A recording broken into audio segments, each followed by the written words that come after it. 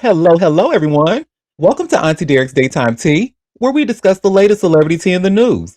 And we do it live every weekday at 12:30 p.m. Eastern Standard Time on Chatmosa. I'm your host, Auntie Derek, and today is Friday, June 5th. So with me on the mic, we have my fabulous co-host. So we're going to start with my icy chili. Hello, my love. Hi there. Hey there. Next, we have my gorgeous moon. Hey, gorgeous. Good morning. Morning, indeed. And next, we have my Libra queen. Hey, cutie pie. Hey y'all.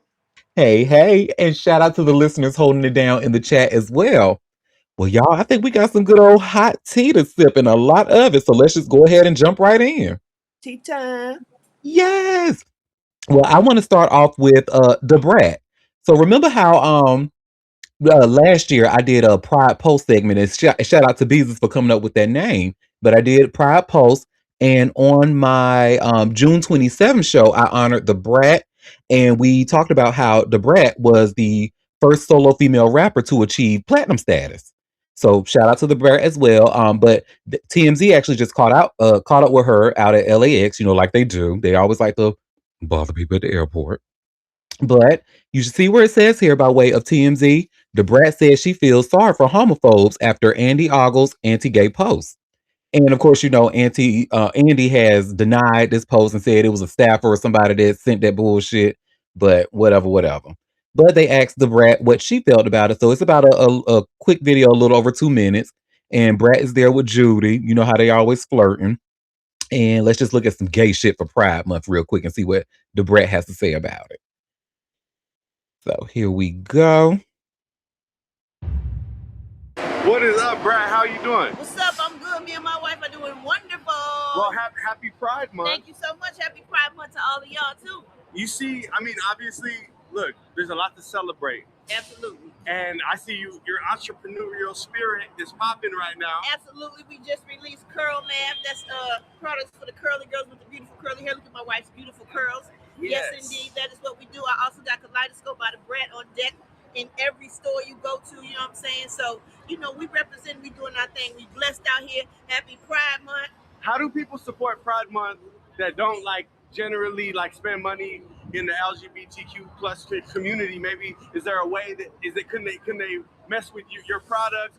What's a way that people could support financially and tie in this month on a new level? Man, they could wear some colors. They could just represent. They could post everything about pride in the LGBTQ plus community. You know what I'm saying? And just show love. That's all we need. That's all the world needs. Love wins every time, baby. You see this dude in DC. He's one of the on Capitol Hill. One of the representatives or the senators. I forget. Ogle. Basically somebody posted from his account gay people have no place in America, Now, when everything blew up, this fool goes and turns around and he's like, "Oh, that was my assistant."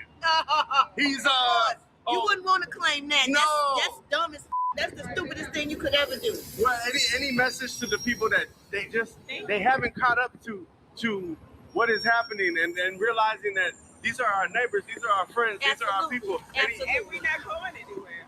Absolutely. Not going anywhere. Yes. It's not going to change just because somebody has an opinion. You know, we choose who we love. And then to see people like that, even though he's denying it, to see that that cultural, that spirit that still exists. Yeah. You know, I feel sorry for those people. That's all I want to say about that. I feel sorry for those people. They need to get somebody to love them, love on them, and appreciate them and respect them, because love wins every time, no matter what you're going through. Love is the answer. Love and good communication. By the way, we got a book called The Way Love Goes. Get that too. It's out right now. We got to go. Let's go. Hey. Brad is an icon, and I'll give you your props on this. Well done. Thank you so much. Hey. Yeah, she's an icon indeed. And she is the moment. Come on now, what Wendy Williams would say. But yeah, then she's I got a little bit of pushback because you know people she talking about some, love wins and how you can show love to the LGBTQ is wear colors and some shit. No, the only color I want to see is green money.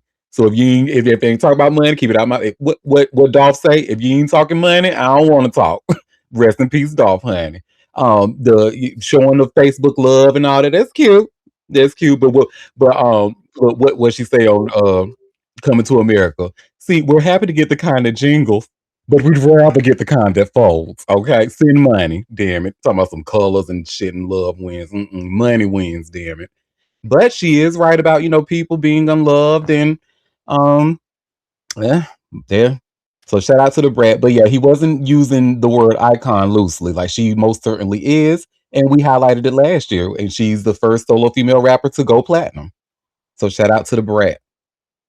This video Well, made me dizzy. Get your ah, people a damn gimbal, man. All that shaking and shit. Come on. girl, they under arrest. You know who they boss is. Allegedly. Listen, Allegedly. Judy was And that unbothered. cheap Judy said, bastard. "Are you done? Are you finished, or are you done? Because you get on my last nerve." I mean, the interview was cool. You interviewing an icon and her wife, and the video just a shaking. I swear it made me dizzy trying to watch it. Like a I'm glad I gimbal. wasn't looking at it.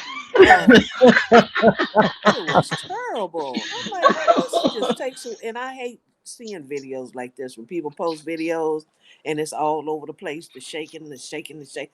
A gimbal costs $100, man. Get everybody on your team a damn gimbal.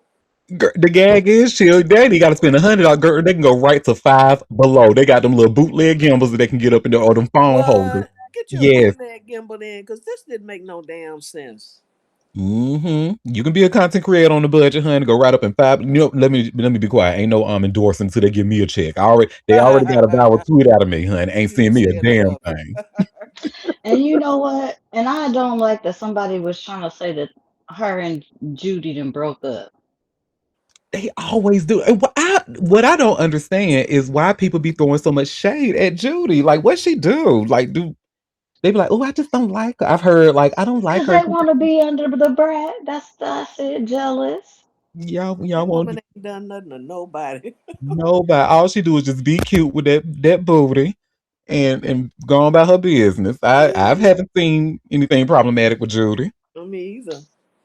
They just be trying to break them up, child, because they want the brat for themselves. That's all that is. Girl.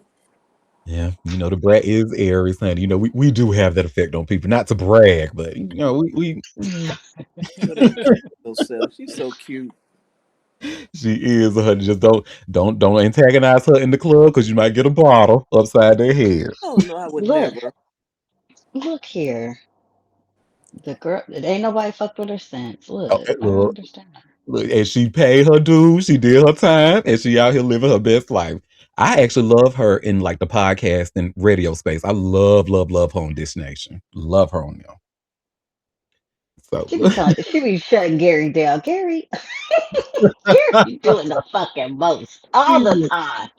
I love Gary. Did you see what was the recent one when he was talking about like how I think Beyonce was rated the best singer and the rap was just like, well, where did this come from? Like, where did the study come from? And Gary was like, Brett, don't be asking those stupid ass questions like that. I'll get added about it. She was like, how is that a stupid question, Gary? Damn. Ah, I love Gary. Shout out to Gary with the T. We have a conversation. It's time for Gary and company. Gary be doing with his ghetto shit sometimes. I be like, Gary, shut the fuck up. I be thinking, shut up, Gary. But no, happy pride to Miami, honey, because that was the Parkers reference, honey. And if you were a black gay, I am sure you probably just sang the rest of that little jingle I just sang. Well, girl, speaking of black gays, honey, how about Justice Smollett and his boo done called off their engagement? And you all should see I just shared here by way of TMZ. Justice Smollett calls off engagement with fiance Jabari Red. Girl, let's get into it. So Justice Oh, Smollett and his yeah, I thought fiance. he was gay, but you said fiance. I thought you said Beyonce. Oh, Then I looked and saw this dude. I'm like, okay, never mind. yeah. Sorry, honey. You know that Durham be slipping out every now and then. No, fiance with an F, as in I don't know, fingering. I don't know, Yeah, because but I was like, isn't he gay? And you saying Beyonce? That's what made me look up. Like, what? Oh, fiance. Okay, carry on. well, it's not a fiance no more, honey. Ex fiance by the name of Jabari Red, and This starts, Jesse Smollett and his fiancee Jabari Red will not make it down the aisle. They're officially over less than a year after Jesse popped the question, TMZ has learned. Sources close to the situation tell TMZ Jesse called off the engagement with Jabari within the last couple of weeks. We're told Jesse is focused on moving on and his music career. As TMZ reported, Jesse announced the engagement in June 2025, posting a photo of the proposal with the caption, I'll be spending my birthday with my fiance. He said yes. Taraji P. Henson, who co starred with Jesse on Empire, celebrated the engagement news by commenting, My babies. She hasn't weighed in on the split. Jabari is an actor who has appeared in Tyler Perry's House of Pain in 2012 and the television show The Chi that I need to watch from the. Oh, I am such a bad fan. I haven't seen it because I think I'm 3 episodes behind now. The Shy just premiered like 3 weeks ago, the last final season. I am a true fan of that show. Um, do I remember Jabari from that show? I'm gonna have to Google. So much has happened on that. It he probably was on there, probably done got shot and something. I don't know, but yeah, they are no longer together. I said the same thing, puppy. What music career? Who had a music career? Who? Well, he's focusing on his music career. That's what he's saying. Who? Just, You know he a Jesse? liar. Yeah, I'm like, wait, what are we talking about here? You know what, boy? You didn't You got branded yourself as a liar. I don't believe nothing you say, po thing. This keep asking, child. Shut up. yeah, I tried to stand behind you, baby, but the evidence that was against you just kind of wasn't looking good. We So, all was with him, and then we was like, wait a goddamn minute. Oh hell, I Jesus! wasn't in it. My name not Bennett. I ooh, wasn't in it. Look, I wasn't in it, but I wanted, I was like, if something happened to him, I needed it, and then it was just too much weird shit, and I was like, oh, here we go. This was not the time for this shit. um, let me see. It says, oh, he played DeAndre in the shot. Okay, I remember him. I remember DeAndre. Okay, cool. I Well, love Taraji. What's she doing? What she got going on here recently? I know she's not gonna weigh in on this, honey. She never. She never comments on the mess, honey. Mm-mm. Mm. No, no, I don't need her to weigh in on that. She just, yeah, no, no. I'm saying, what's she been doing? She got something coming out soon? I Doing don't something? know. What I need to do, I need to work out how to get. You remember my friend Dr. Nicole that came on here to talk about her book, and remember she said she wanted to get Taraji her book. I need to find out a way to do that. I'm sure it's possible. We'll work that out offline. Well, that's that on that about Jesse and Jabari. They are no more. Girl, so how about our girl that made it to TMZ, honey? Francina that made it to TMZ. Uh-oh. And, mm-hmm. And you all should see where it says here by way of TMZ. Cassie's accusers, ex-girlfriend helping singer fight male escorts freak off lawsuit. So let's get into it. So, an ex-girlfriend of one of the male escorts suing Cassie over Diddy freak-offs is helping the singer fight the guy in court, TMZ has learned. A source connected to the situation tells TMZ Cassie was contacted by Clayton Howard's ex, Francina Evans, who offered up some information on her ex. Clayton is suing Diddy and Cassie in federal court. In his lawsuit, Clayton claims Diddy and Cassie hired him to have sex with Cassie during the infamous freak-offs. He claims he contracted an STD from Cassie and even got her pregnant at one point, which he claims led to her having an abortion. Clayton, who testified in Diddy's federal criminal case last summer, claims Diddy and Cassie subjected him to sexual abuse that left him with serious mental harm. We're told Francina, who has been in and out of court with Clayton for years, spoke to Cassie's team after hearing about Clayton's lawsuit against Cassie. Our source says Francina told Cassie's team Clayton had a history of filing numerous merit lawsuits and said she was fighting a lawsuit he filed against her. We're told Cassie's team took the information and included it in some of their recent motion to dismiss the case completely. In her filing, Cassie described Clayton as being no stranger to the legal system and often uses it to pursue personal vendettas against and to rectify perceived wrongs committed by individuals. Cassie pointed out Clayton has filed multiple lawsuits against people and organizations in the past couple of years, claiming he has a pattern and practice of filing abusive and frivolous lawsuits. As TMZ first reported, Cassie scoffed at Clayton's claims in court, claiming Clayton actually sent a supportive text message to her husband, Alex Fine, in 2023, after she came forward with claims that Diddy abused her. The alleged text read, "I know your wife's truth is 100% valid, as I'm sure you did as well. I would have come forward, and I'm glad I would have to come. I'm sorry, I would have come forward, and I'm glad she got some form of justice." Cassie settled her bombshell lawsuit against Diddy for $20 million, and after testifying against him in court, she's since moved out of the United States. hmm So the first thing I did, I actually sent this. It was hilarious that initially they actually had Francina Owens in here, the TMZ. So I actually sent this article that I said, girl, on Instagram. I was like, girl, who the hell is Francina Owens? so we both, she was like, oh my God, I can't believe they wrote about it or whatever. So the gag is, I'm not going to say any names of any publication, but she has actually been like willing to even send information about Clayton to a publication. They've actually gotten it, read over it, and didn't feel that. Now my team here, they know who I'm talking about, but they y'all pretty much dropped the ball. Y'all let TMZ kind of carry this, so y'all could have been the ones that broke this. But hey, for instance, she tried to help because she said, look, he doing this shit to me. You clearly, if he's doing it to me, he gonna do it to Cassie. He has a pattern. Look at the pattern. I have the proof.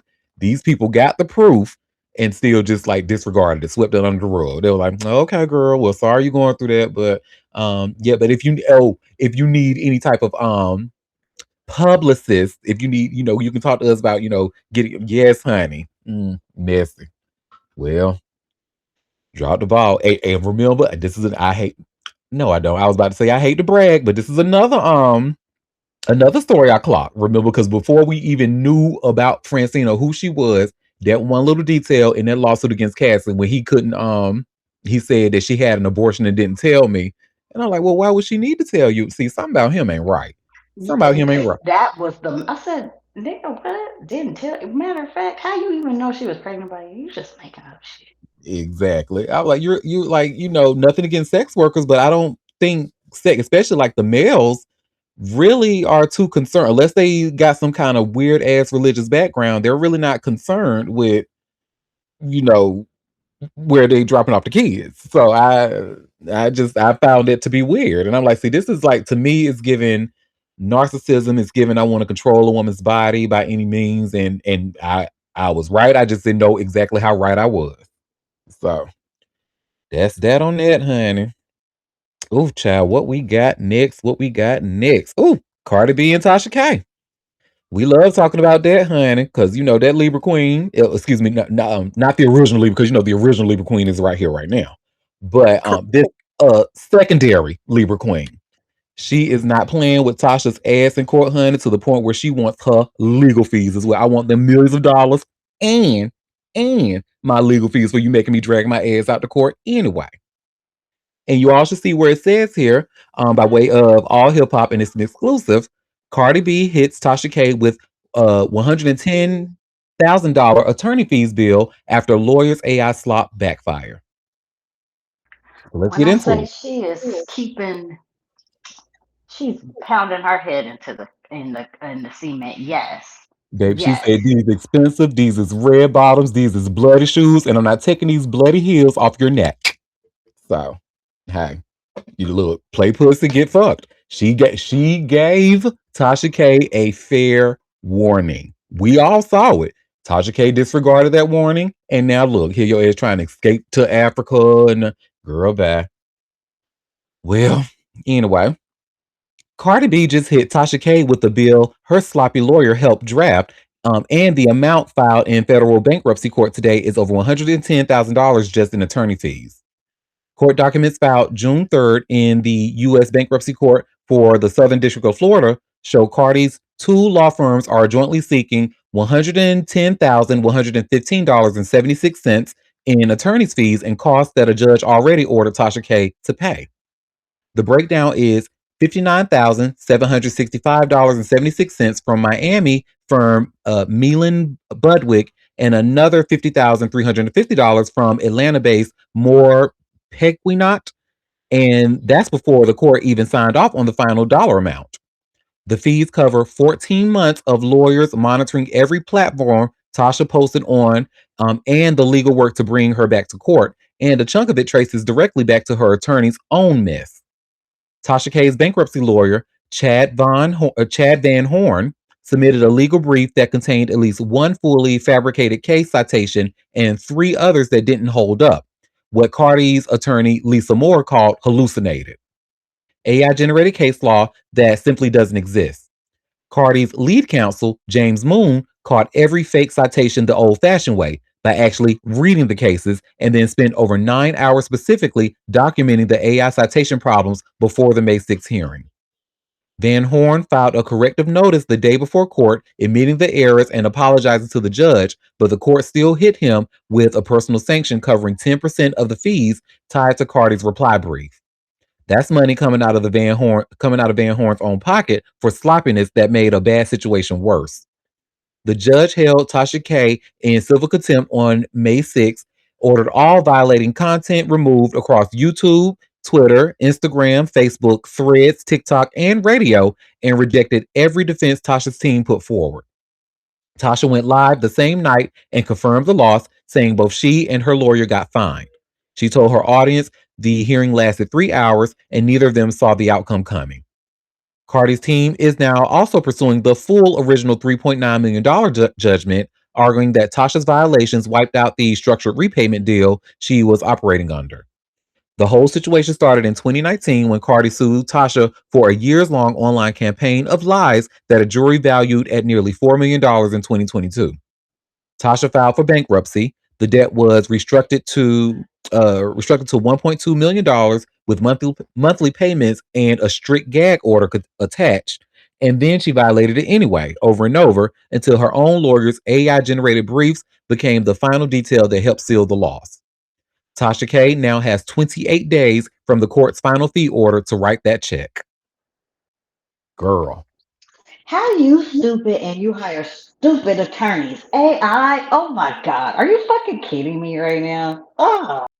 I hate this is gonna sound like I'm a defend Tasha, but at this point, what money she got to really hire a good reputable one? She definitely don't. She can't hire Lisa Moore like who Cardi has, because she got to pay Cardi all that money. So she probably looked through Craigslist and was like, "Hey, which one of y'all niggas can know how to type?" And I maybe just went from there. We have a comment saying not AI generated briefs. So we seeing a lot of that. Who else got in trouble for that? Terrence Blackburn. Mm. Tyrone.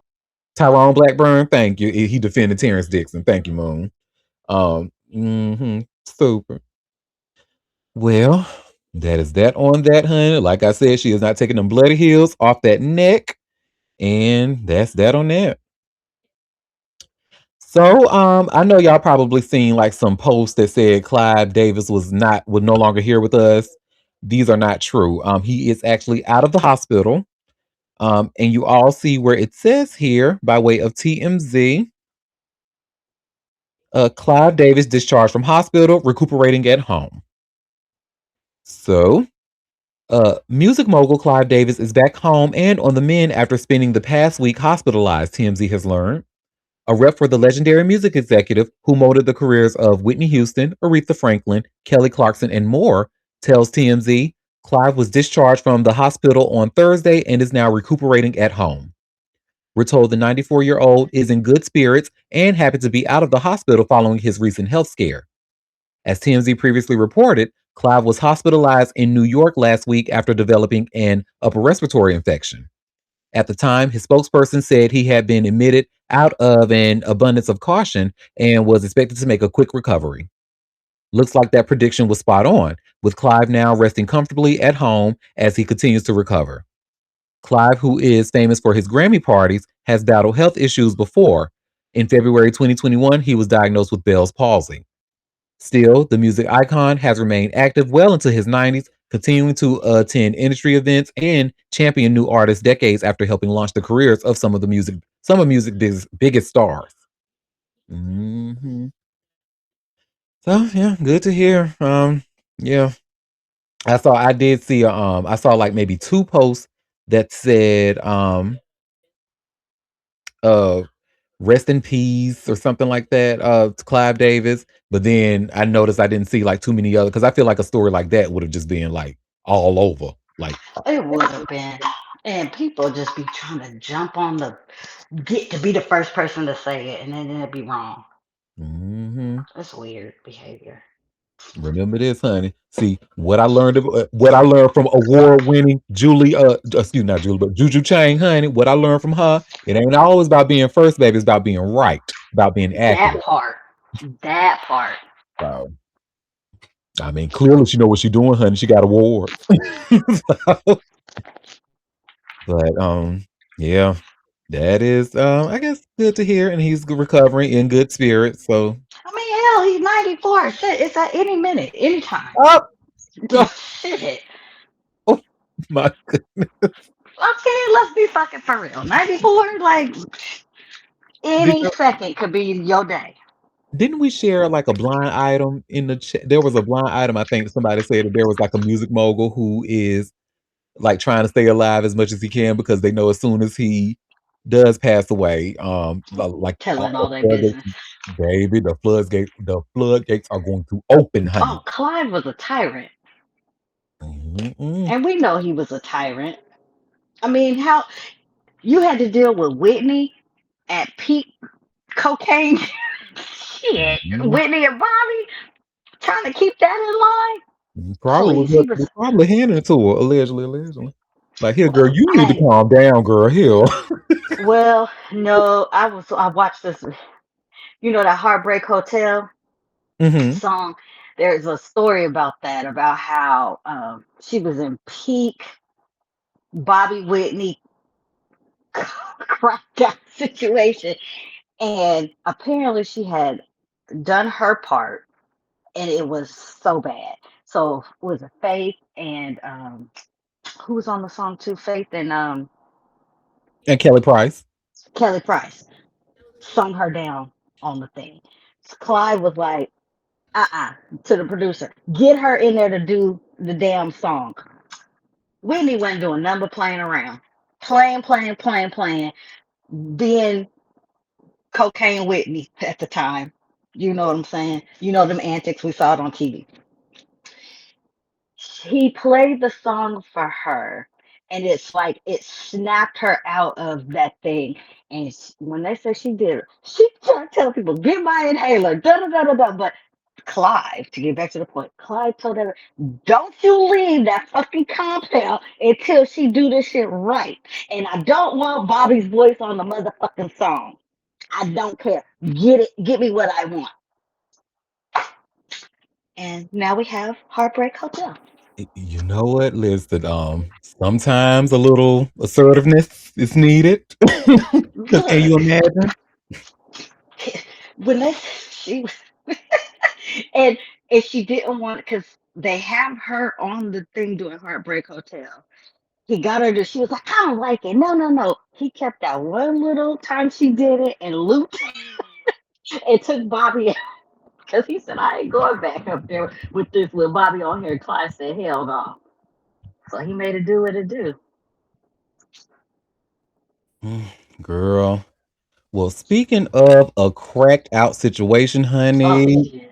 this is actually really sad. So, do y'all remember Teresa Randall when we talked about her and Teresa. the actress who she we learned that she was arrested over like domestic violence. Oh yeah.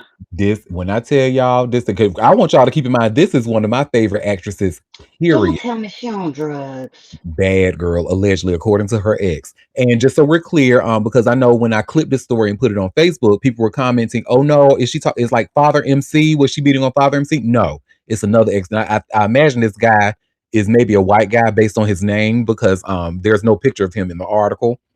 But what he alleges, honey, I was not ready. And I just wanted to prepare y'all, because it's rough. So y'all see where it says here, by way of TMZ, Bad Boy star Teresa Randall ex claims she broke into his home and threatened to kill him. So Bad Boy star Teresa Randall is facing new legal issues after her ex filed a restraining order claiming she broke into his home and desperately needs help, TMZ has learned. TMZ obtained the petition filed by Teresa's ex, Dario Polini, who claims the 61-year-old actress who appeared in Malcolm X has been harassing them since their 2024 split. Polini, who says he dated Teresa for 2 years, claims she broke into his home on June 1st when he came home to find her sitting in my closet with my dog and smoking crack. He says she was surprised I was there and said that she thought I was in jail. He says he told Teresa she needed to leave, but claims she began saying things that didn't make sense and told him she doesn't bow down to no man, you Aryan piece of shit. Per the petition, Polini threatened to call the cops, which he says led to her throwing a can of vegetables at him, hitting him in the head. Polini says he then called police, who made her leave. Still, he says he is afraid she will come back and break in. In his filing, Polini claimed there was another incident on May 18th when he woke up to find her in his apartment. He said he could tell she was high because she started to clean my house and telling me that I owe her. He claims she threatened to shoot him and then grabbed a pole that was part of his medical bed and swung it at his head. He says she hit him in the shoulder before he was able to grab the pole from her, adding she was arrested that night as well. Polini ends by telling the judge she is addicted to drugs and needs help. The judge has granted the temporary restraining order with a hearing date set for June 23rd. As TMZ first reported, Teresa was booked on March 1st on a felony corporal injury charge, but the case was later dropped. The actress was previously arrested in October 2024 on assault charges. The DA ended up not pressing charges in the case. Y'all, and I think now we have more information about why they didn't go about pressing charges. They might have seen that it was addiction related issues. And That's this so probably sad. is sad, and this explains why probably explains why she was not in the latest Bad Boys movie when they replaced her character with Tasha Smith. That's Yeah. unfortunate. I kept wondering why was Teresa. I was like, because Teresa Randall is still alive, and last I heard she was doing okay. So why wouldn't she be part of it? Was like, y'all know a bitch was looking. I was like, was there any shade? Any shade between her and the cast? No. I did see an article about they said she was sick or having health related issues, but that wasn't confirmed. But now this That's actually the makes a health lot more relay. sense. That's sick. Mhm. And she was wearing them little thin eyebrows for far too long. Mm-mm. I'm sorry. That reminded me of a post on Facebook where they because I think what was it like people like post yourself 10 years ago or whatever. This is like a few years back, like 2021.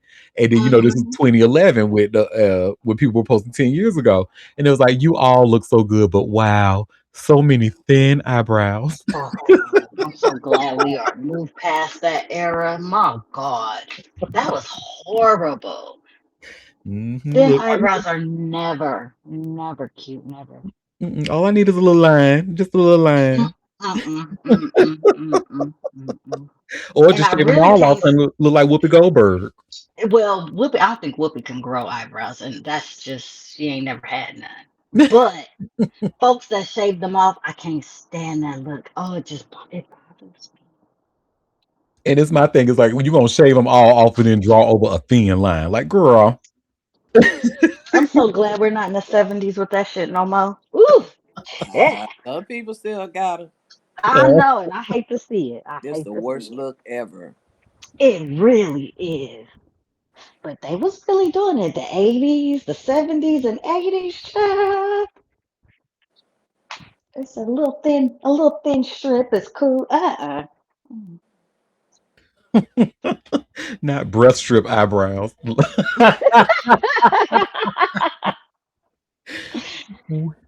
Well, honey, speaking of weird people and eyebrows, MIA. So y'all Oh, remember how she was kicked off of Kid Cudi, not Kid Cudi, but yeah, Kid Cudi's tour. And she's tried to sue him over that and said like he broke contractual promises and all of that. Well, she's actually talking about that. And I do apologize in advance for putting us through her speaking to us.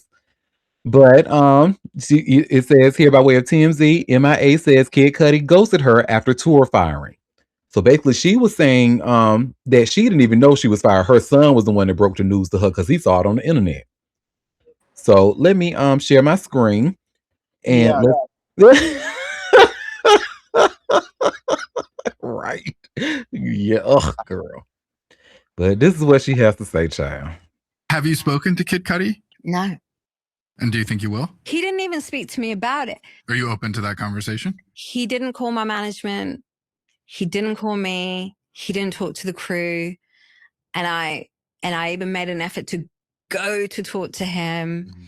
And he didn't see me. Yeah, it was kind of like crazy. And then my son is like, hey, I heard you're not on the tour. And I'm like waking up the next morning. That's how you found out? That's how I found out, like from a different state. My son called me from school and he's like, oh, I guess you're coming home. And I was like, what are you talking about? And he sent me the post. Wow. I think that Cudi fans didn't know my songs and I was skipping through them, but really I was just sort of playing them 10 seconds each. But when I got to Illegal, which is my favorite song, by the way, I was like, oh, we can't do that, but we can do Tequila. And then I played Tequila.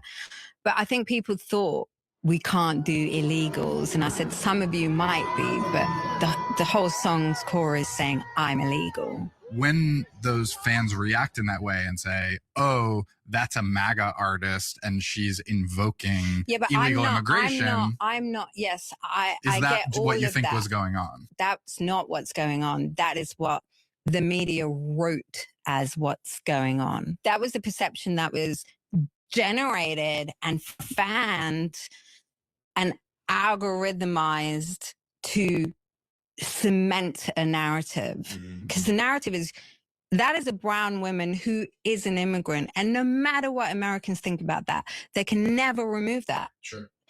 And that is not an identity given to me by Americans. And they don't have the right to take it away.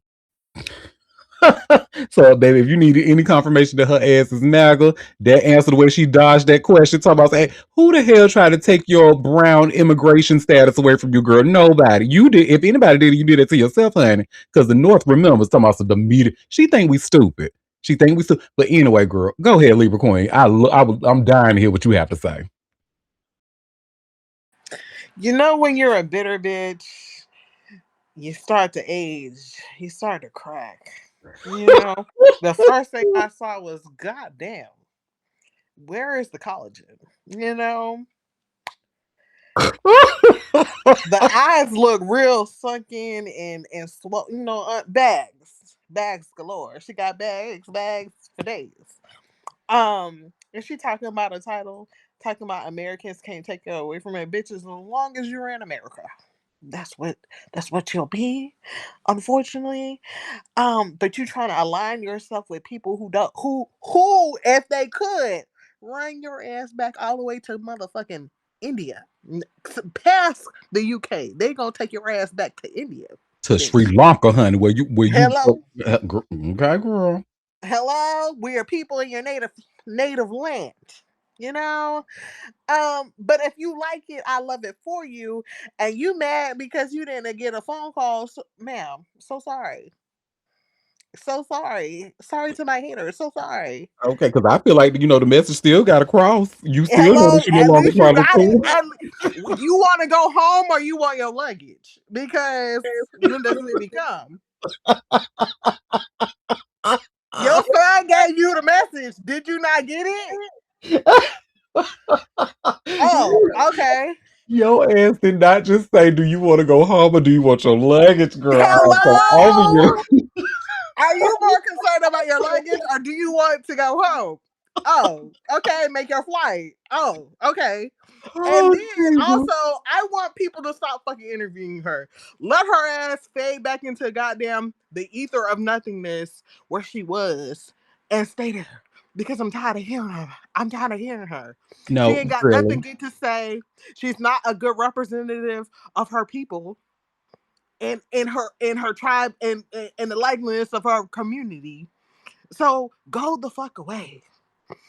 Just like Cash Patel, see your ass in Valhalla, bitch. Ooh. Bye. Click. And y'all, and Libra Queen is absolutely right. Y'all do need to stop interviewing her. She has said so many problematic things or in her like in the past few years that you putting her on your platform is a choice, honey. Y'all need to hang it up. She is not that same mysterious girl who was rapping over hot beats that gave us those first, because the first two albums was hot as shit. I ain't gonna tell you no lie. A Ruler and Carla, baby, those were two albums for your ass, bitch. However, she's not that girl anymore. She has shown us who she is, and we need to believe her. And I just realized after this interview, when I watched it this morning, I said, "Oh, I've been saying the name of that song so wrong. Y'all know I'm always mispronouncing shit. I was calling it Illy Girl, and the whole time it was illegal. It was just spelled like it was but it don't matter because I'm not listening to it anyway." Anyway, So. you know Durham.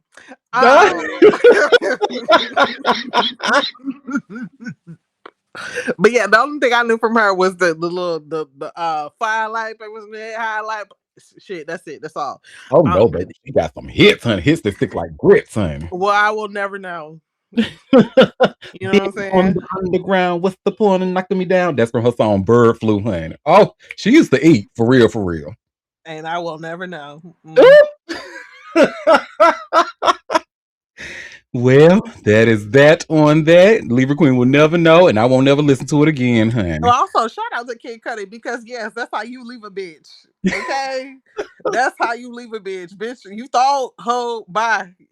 Cut off. It ain't nothing to cut that bitch off. Snip, snip, ho.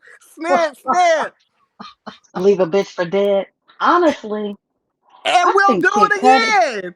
I think Kid Cudi, allegedly, I think he's one of the girls, but that's just me. I can see why you would say that. I definitely think there is some fluidity there, for sure.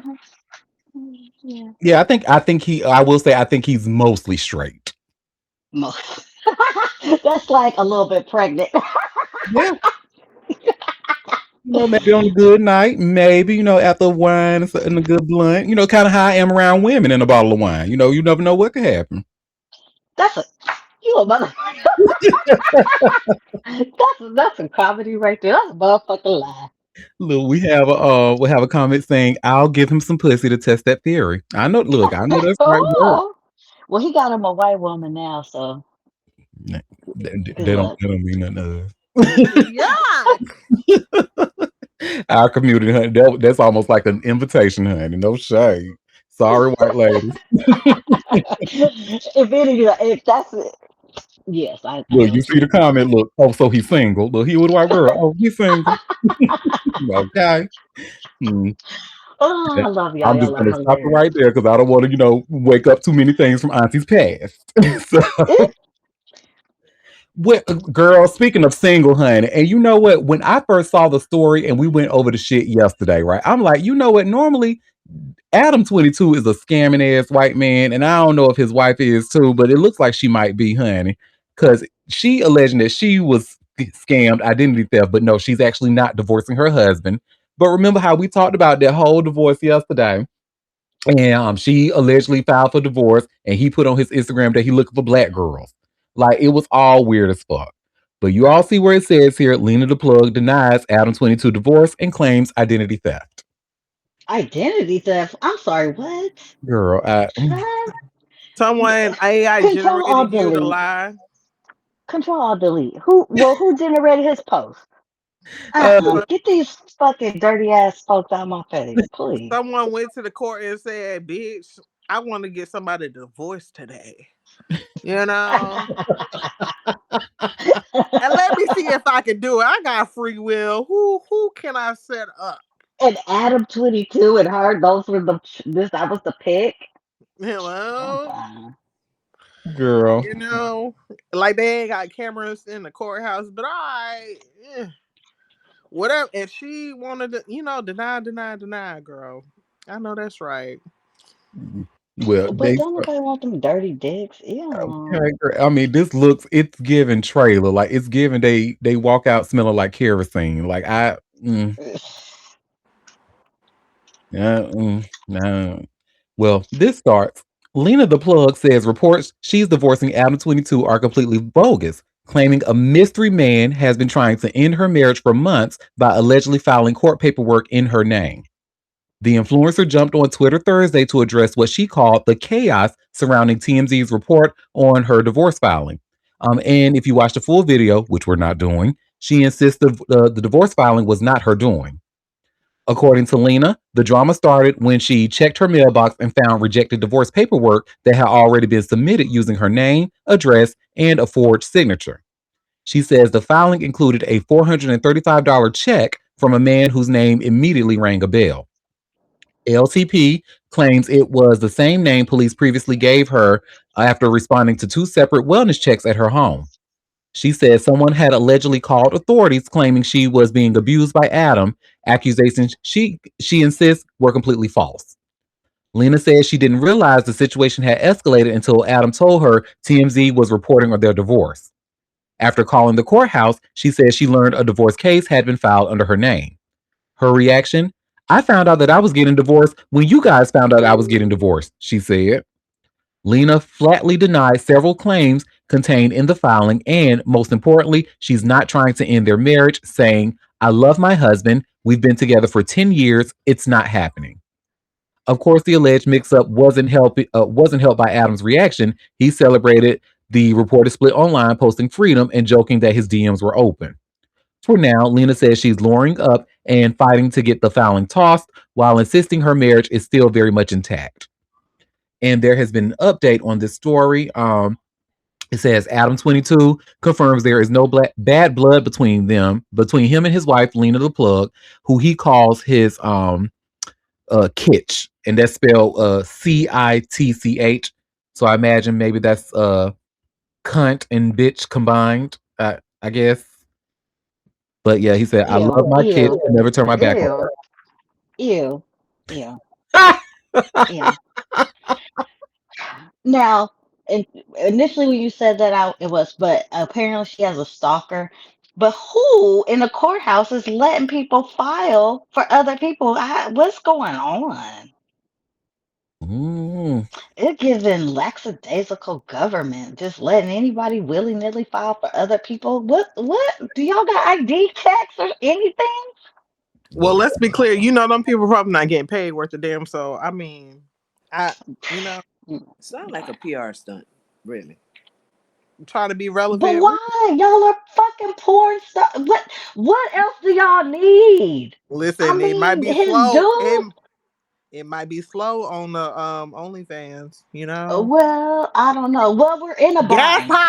Gas high. Niggas ain't got time for extra money no more. I don't know what you want us to do. Some of these subscriptions have to get cut. I'm sorry. Niggas gotta eat. I know they want to jack off and shit, but they gonna have to go to the free shit. I'm sorry. Yeah, the free shit. But for real, like, don't bring us in y'all shit. And buddy, y'all just had a crazy his partner in the podcast going to jail and shit. I mean, what else y'all want from us? I don't want nothing from y'all, please. That up. Cause I don't want to see no scuzzy ass white man. No, thank you. Like you need a bath, honey. Good Lord. Ugh, he gives me the itchies. Ew. Well, so that's enough of them. Our next one, let's talk about another a couple who's really divorced, honey, that we've been talking about, Kim Zolciak and Croy. Girl, so was it yesterday? I think we went over. There was a text that was mentioned that was sent to her new boyfriend Kyle about how Croy was allegedly abusive towards Kim, and that person's never seen anything like that. Girl, we got that whole text message, bitch. And honey, when I tell you, this is giving me what I need, honey. I hate the kids got to go through it, but a bitch who loves mess, this is like crack. I'm sorry. This is so messy. So y'all should see where it says here by way of TMZ. Alleged text from Croy's female pal enters custody fight. Tell Kim I'm sorry for what he's done to her. Girl, let's get into it. Real Housewives of Atlanta alum Kim Zolciak is using an alleged text from estranged husband Corey Billman's female friend as evidence in their bitter divorce, TMZ has learned. The alleged text was sent from Corey's ex named Bree, to Kim's new boyfriend, Kyle Mowitz, but the message appears to be meant for Kim. The text reads, just tell Kim that she needs to watch her back when it comes to Maria, and they redacted the last name. She had sex with Croy and tells him everything. She basically sends that person to Kim's house to be a spy. She then told him that that person spent $10,000 on your credit card and sent it to her house. It goes on. He doesn't have anything to do with her other than that, and she is totally obsessed with him. Tell Kim I'm sorry for what he's done to her. I believe Kim. He is abusive, and his abuse is unlike any I've ever witnessed. He belittles you and makes you feel like you're dumb and the worst person in the world. Kim is using that text as part of her fight with Croy over custody of their kids. The former couple had been duking it out in court for over a year. As TMZ first reported, Croy was awarded temporary primary custody of the kids after making claims that Kim was neglecting their kids. And what did we learn about him yesterday? That he likes to have sex in the car, loud as shit, similar to that judge. Ew, he is so unattractive. Yeah. Mm, mm, mm, mm. So yeah, they got a girl. So Maria over there, poppy pussing and collecting information, honey. Okay, girl. But she's she doing it because she's totally obsessed with him, allegedly. But he don't want nothing to do with her. He was like, all I want is that pussy and information. And hell, if it wasn't for you giving me the information, I probably wouldn't want that pussy. But hell, I got that. So let's go on to the car real quick. And shut up. Be quiet while you in there. allegedly. Well, that is that on that. Again, y'all know I'm gonna be following this messy divorce. Well, speaking of messy, honey, Karamo Brown. He's been doing quite a few. Again, shout out to his mama, like Libra Queen said before. But honey, it's not looking good for him. And I don't know if y'all have been sick because I follow a lot of black gays, and the North remembers, honey. A lot of people are pretty much it's the sentiment of like, okay, girl. I mean, you wanted to be a token, and tokens get spent. So you wanted to be all up in these white spaces, kissing all this white ass, and of course they were going to. You gotta don't come running back home type shit. Yep, but so there has actually been some questions about Karamo's credibility. So I actually have two stories I want to share with y'all today. So this one here by way of TMZ, Karamo Brown changes tune on infamous Queer Eye prank, but new narrative called BS. So let's get into it. Karamo Brown says he can finally speak freely about feeling used over the infamous and controversial Queer Eye traffic stop prank, but some are calling BS on his new explanation of events. Here's the deal. In the first season of the reboot in 2018, the guys were pulled over by a cop in the South. They were all clearly freaked out, but it turned out the officer was part of the show. At the time, Karamo Brown said he wanted to be in the driver's seat, and even though he got scared, he was more than grateful for the dialogue it started. Flash forward to this week. Karamo told People producers forced him to drive that day because they wanted to see the look of pure fear on a black man's face while being pulled over in the South. And he wasn't actually grateful for any of it. As for the massive discrepancy in his story, a rep for Karamo tells TMZ, at the time of the interview, Karamo did not feel he could speak candidly and instead followed guidance on talking points so as to not jeopardize his position on the show. The rep adds he now feels comfortable sharing what occurred, and the account provided to People as shared was corroborated by multiple individuals familiar with the situation. However, sources close to production tell TMZ Karamo Brown's 180 is complete BS. We're told Karamo was the one who wanted to be behind the wheel that day, just like he said at the time, and Karamo was supportive of keeping the scene in the show. One thing's for sure, the bad blood between Karamo Brown and the Netflix series is getting stirred up all over again. Mm-mm. So that's one little instance about him like, okay, like, well, okay, we saying one thing, but however, we know there might be some other things going on. But now, girl, so the next thing I wanted to bring to y'all attention, honey. So there has been some questions about his credentials, similar to alleged Dr. Cheyenne Bryant, honey, because they said he was going around saying that he was a licensed psychotherapist and pretty much said that to get on the show. There was Oh, a girl. There's a video I'm about to show y'all about a content creator named Hassan, and y'all probably have seen him. Hassan with that gorgeous. I think he does like skincare content. I think he even has a skincare line. But honey, y'all got to see what his ass said about Karamo, honey, and I was like, oop, oop, oop. So let me share my screen. Is this gonna activate my secondhand embarrassment? Because I really can't. Ugh. It. I'm gonna be honest. It might. It very well. Yeah. It might, girl. So let's take a look. I'm gonna have to refresh because I want to see it from the beginning. Hey, my hidey hole, so you can be back on your White Tears media tour. Welcome. And like I told you the last time, don't come over here crying because you know, like I know, tokens always get spent. This is your cross to bear. However, I'm back because I want to connect some dots for the people. So y'all know there's been a whole lot of well-deserved smoke from one Cheyenne Bryant, the fake-ass doctor. Like I tell y'all all the time, the internet has a very short memory, but I do not. And I distinctly remember a certain Carmel Brown running around telling people he was a licensed psychotherapist.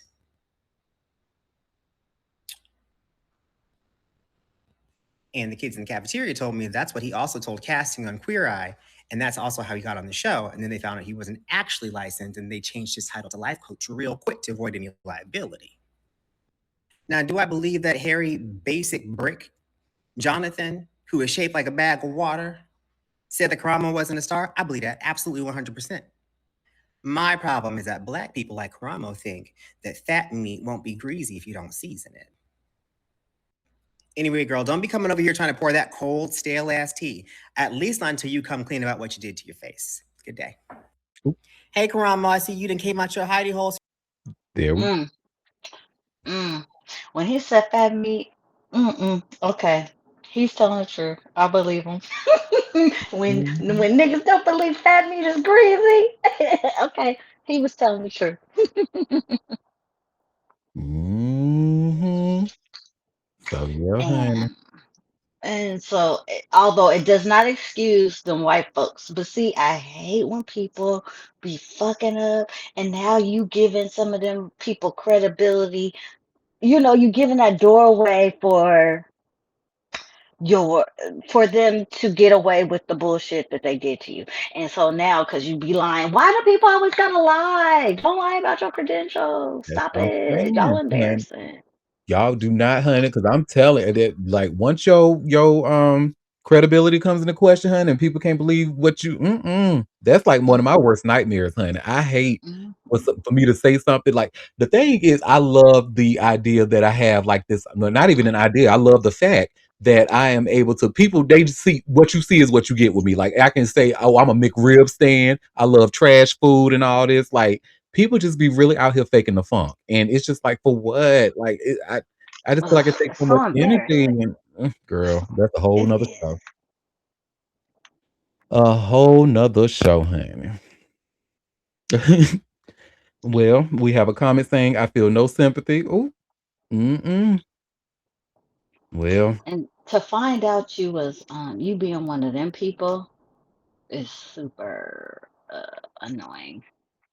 yeah, he's kind of well. I don't know if y'all remember back when he on his season of Dancing with the Stars. That was the same season with Sean Spicer was on there. Y'all remember his fucking ass? And Karamo had to get his old goofy ass, buckle fat ass removed ass on screen and say, "Oh, he's such a nice guy. He's not that bad." Or some bullshit he said. I'm like, girl, what are you Oh, if doing? I would have known that, oh shit. Yeah, Ugh. that's what I say, baby. Karamo being Brown. I hate feeling sorry for people who don't deserve it. Ah, so annoying. Wasting my energy. Mm-mm.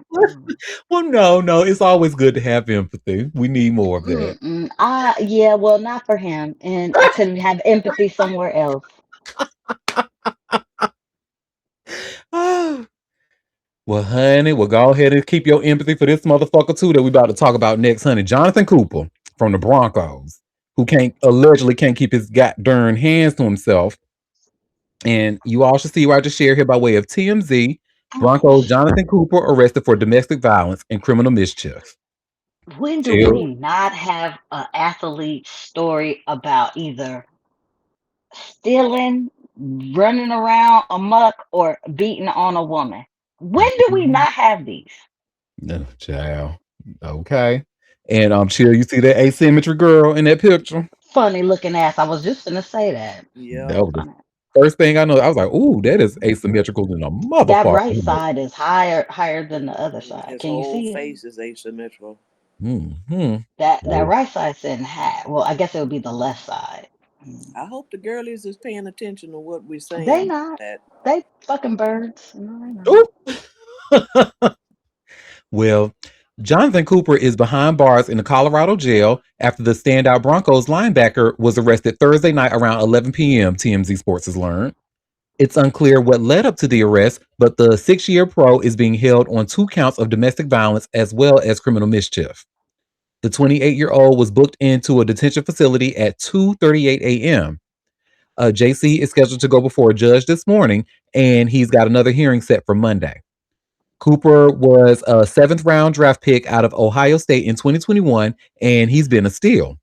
Last year, Jonathan was a major part of the Broncos' dominant defense.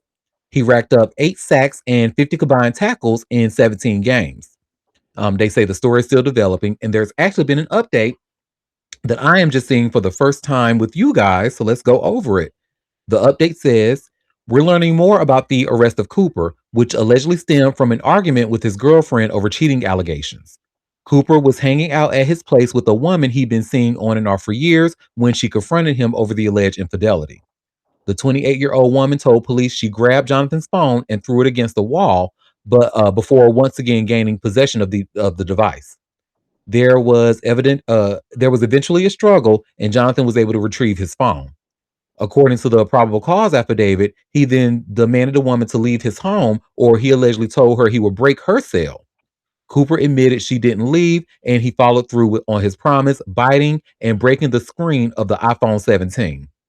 Based on the officer's investigation, both Jonathan and the woman were placed under arrest. biting the phone. I mean, his jaw do look strong, but what the fuck are we talking about? I need y'all to get fucking help. Ooh, y'all just out here just, ooh, Jesus. Oh my God. Well, I mean, I guess I'm glad to say, I'm glad that he didn't hit on her, I guess. Yeah. But this nigga. Weird ass shit. Boy, if you don't get these weird ass niggas out of here, man. Oh my God. Y'all, I was not ready. Oh my God. Talking about biting the screen. What are we talking about here? And he broke it. You guys look at it. I mean, he do got some strong ass jaws, honey, based off his Look at damn. that jaw. Look. Jaw looks strong as hell. Woo, honey. Well, thank God it wasn't him that bit Madison Atiabe, and it was Puka Nakua, honey, because I know Oh, if this motherfucker would have been her, he wouldn't have had no shoulder.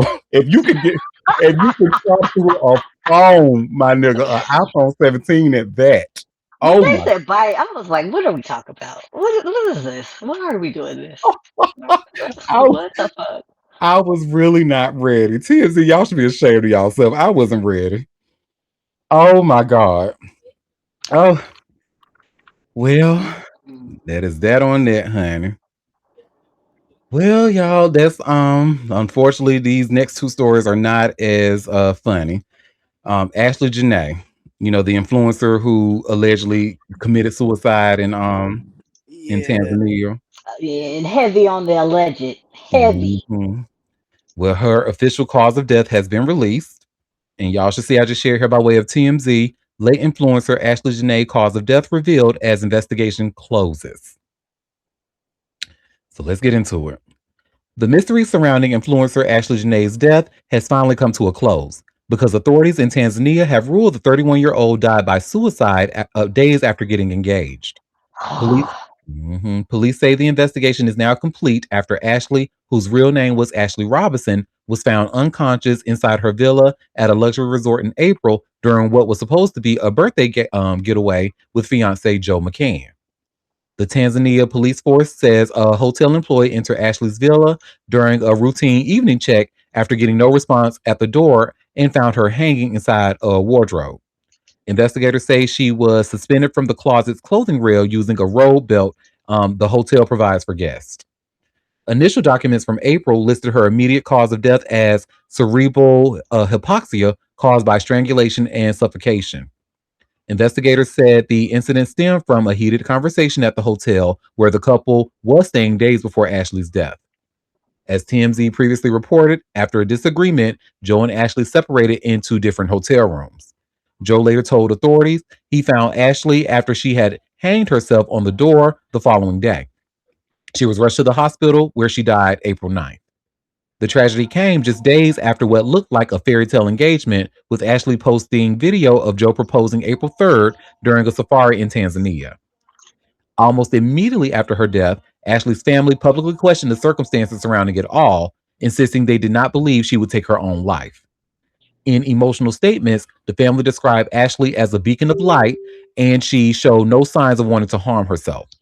They also accused Joe of waiting roughly 11 hours before notifying them that something had happened, and claimed he initially downplayed the severity of the situation by telling them Ashley was okay. As for Joe, we're told he was simply giving the family space to grieve after Ashley's mom left him on red in a text message exchange. Joe was questioned by local authorities during the investigation and voluntarily handed over his passport, though he was never arrested or charged with any crime. The tension between Joe and Ashley's relatives only escalated from there, as the family didn't invite him to her funeral, though we're told Joe was unaware of this. The family also claimed Ashley's belongings, including her engagement ring, had not been returned after her body was sent home. Joe eventually broke his silence on social media, calling Ashley his best friend, confidant, and fiance, and saying there were no adequate words to describe his devastation following her death. Boy, man. Wait, you said in the same article the hotel people found her, but then he found He her. found her. How both people can't find the person first? Who found who first? Like, is it Uchi Wallet or One Mike? You Oh, are one asking the night. right question. Please. Right. He found her hanging from the door.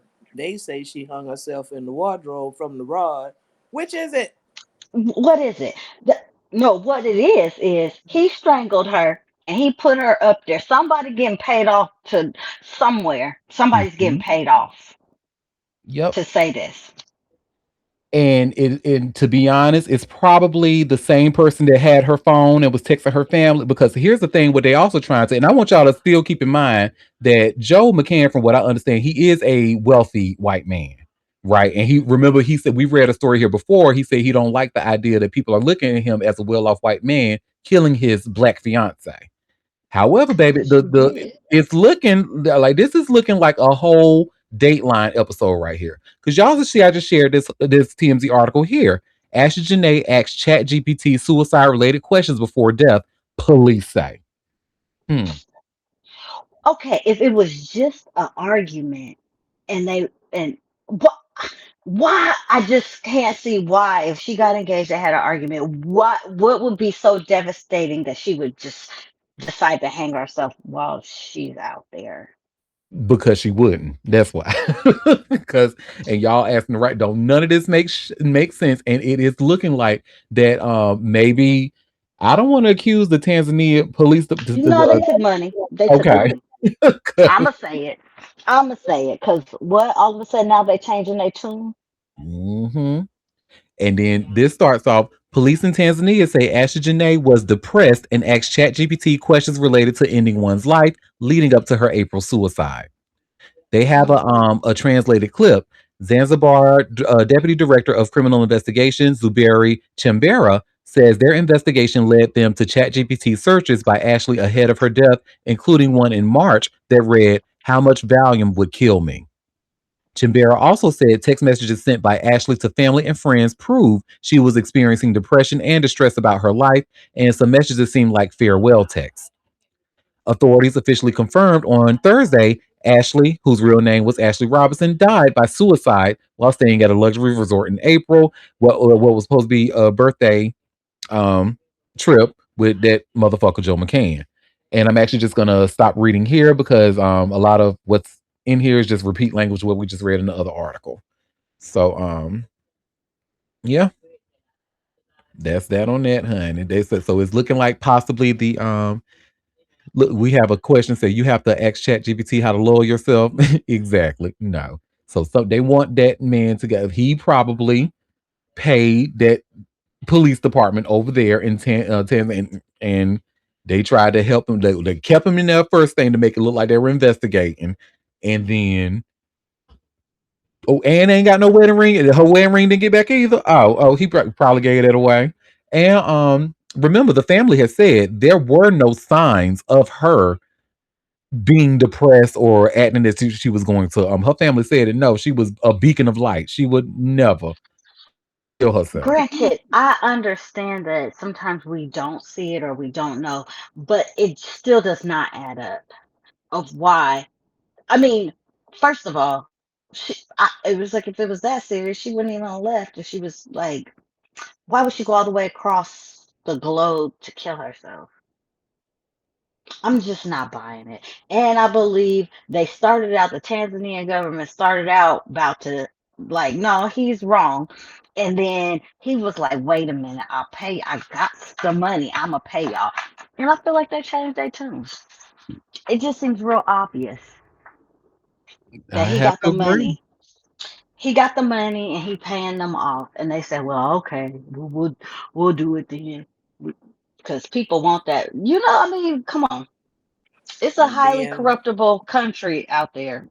Plenty of them. being so far away, I mean, it's hard to even really fight against it, you know?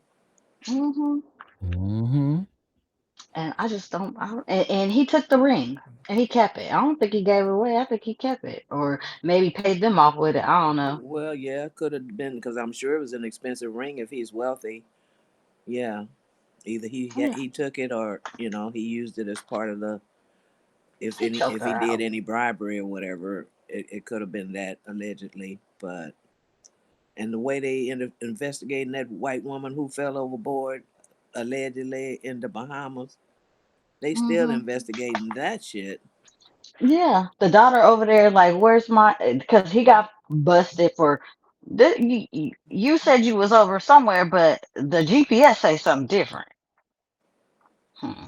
Yeah, Well, he killed going that over woman. to. Hmm. Mm-hmm. Absolutely think he killed that girl. And now he got the Tanzanian police department to help him cover it up, allegedly. Cause yeah, I'm sure Tanzania Police Department is highly corruptible. If somebody's offering you that type of money, yeah. Mm. Hate to say it, but yeah, unfortunately, Well, it's y'all, evil just though. some updates, honey. So Big 30 is out Who? for now. Big 30 and Pooh Shicey's daddy, Lontrell Williams Sr. So you all should see I just shared here by way of all hip hop. Judge frees Big 30 from Dallas federal custody in Gucci Mane robbery case. So let's get into it. Big 30 walked free from federal custody after months locked up in Dallas, with the judge finally ruling in his favor on the kidnapping and robbery charges tied to the Gucci Mane case. According to Fox 13, his attorney, Art Horn, confirmed Thursday that the Memphis rapper, whose real name is Rodney Wright, secured release from federal detention following a legal battle that had kept him behind bars since April when prosecutors convinced the court he was a flight risk. The move comes as the broader case against 9 defendants accused of orchestrating an armed confrontation at a Dallas recording studio continues its march toward trial. The incident that sparked all this legal chaos happened when Gucci Mane and 2 others showed up to a studio meeting and found themselves facing multiple gunmen who robbed them at gunpoint. Big 30 and Pooh Shiesty are among 9 men federal prosecutors say orchestrated the whole operation. The charges are serious, with kidnapping and armed robbery allegations that could carry decades in prison if convictions stick. What's particularly interesting is that Pooh Shiesty's father, Lontrell Williams Sr., already got his own release earlier after being arrested alongside his son. Williams Sr. was granted a $250,000 bond with a $25,000 cash deposit and placed on house arrest, which means the family's legal situation has been shifting in their favor lately. The judge's decision to free Big 30 suggests the defense team has been making stronger arguments about why he shouldn't be locked up before trial. All 9 defendants are scheduled to face trial starting July 6, 2026 in Dallas Federal Court, which means the real legal reckoning is coming soon. The final pretrial conference happens July 1st, giving both sides just days to prepare their cases. Big 30's release doesn't mean the charges disappear, but it does mean he'll spend the next month preparing his defense from outside a cell instead of inside one. The trial will determine whether the prosecution can prove its case beyond reasonable doubt and whether Big 30 and the others actually participated in what federal authorities describe as a coordinated armed robbery and kidnapping at a professional music studio. Mm-mm. Baby, if they get out of this, honey, that, baby, because I feel like all they got to do is look at the studio cameras, look at the cameras we got outside that Kinko's parking lot, honey. Look, let's check with Hertz and the rental car people. Want this rental car at the Kinko's where they printed out the contract? Want this in the same studio? Yeah, case closed, Yeah, girl. what does the motherfuckers have an ankle monitor on? Like, are we being fucking for real right now? Who Shiesty himself had on a good old monitor, honey. Oh my god. So, well, whatever. But well, I'm gonna be, I'm gonna be following that trial, honey, too, just like I'm gonna be following the little Durk trial. Well, yeah, we definitely gonna stay out now. When is that supposed to? Next year? Is that going next year? Possibly, but we do have some information, girl, because they might be. Not only are they looking at him for murder for hire, they also looking to get his ass for racketeering, bitch. Oh shit! They said, wait, we got more. We got They said wait, you there's ain't more. never getting out of jail. Girl, they want his ass in there to stay. They want him a damn, what's the word I'm looking for? A professional inmate, honey. A career inmate. That's what I'm looking for. Career inmate. Lifelong inmate, never coming out inmate. Girl, they trying to get him. And you see where it says here, by way of hot new hip hop, Lil Durk reportedly facing new charges in murder for hire case. Damn. So Lil Durk's legal problems look like they're about to get worse as federal prosecutors signal that more charges could be filed. According to All Hip Hop, there are new allegations of racketeering related infractions that will be added to his case, including racketeering murder charges. The recent court filing in Los Angeles disclosed plans to file additional charges related to the 2022 shooting involving Quando Rondo. The move is reportedly a strategic one intended to block Durk's co-defendant DeAndre Wilson from being released before trial.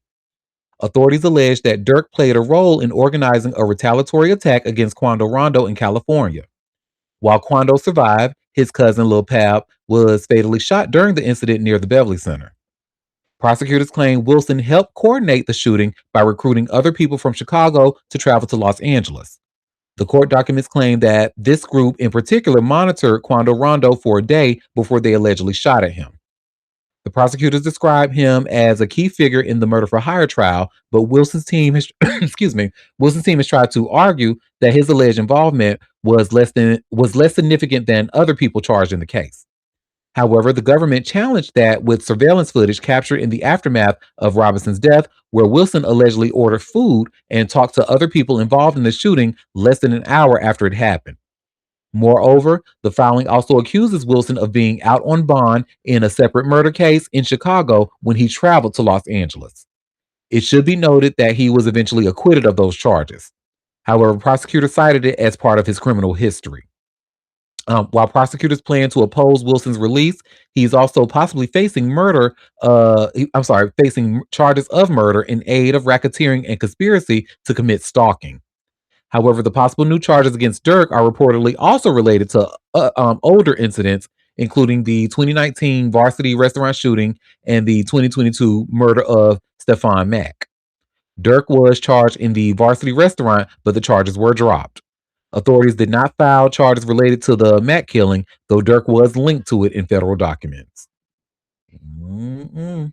And this is the, let me share my screen really fast. This is the footage that they're talking about of him at that restaurant, Wilson at the restaurant, talking to other people, ordering food. And look, and you know what? Look at him respond. Chilla, I know you probably, now he might be a murderer, girl, but he still has empathy for society. You see, he got on a mask, girl. Now he might be wearing it to hide his identity, but still. And let's see. Yep, surveillance footage shows less than 45 minutes later, while SR's bullet-riddled body was being removed from a vehicle, defendant was ordering food and laughing with his co-conspirators as depicted in the screenshot below. Is this In and Out? This In and Out, honey.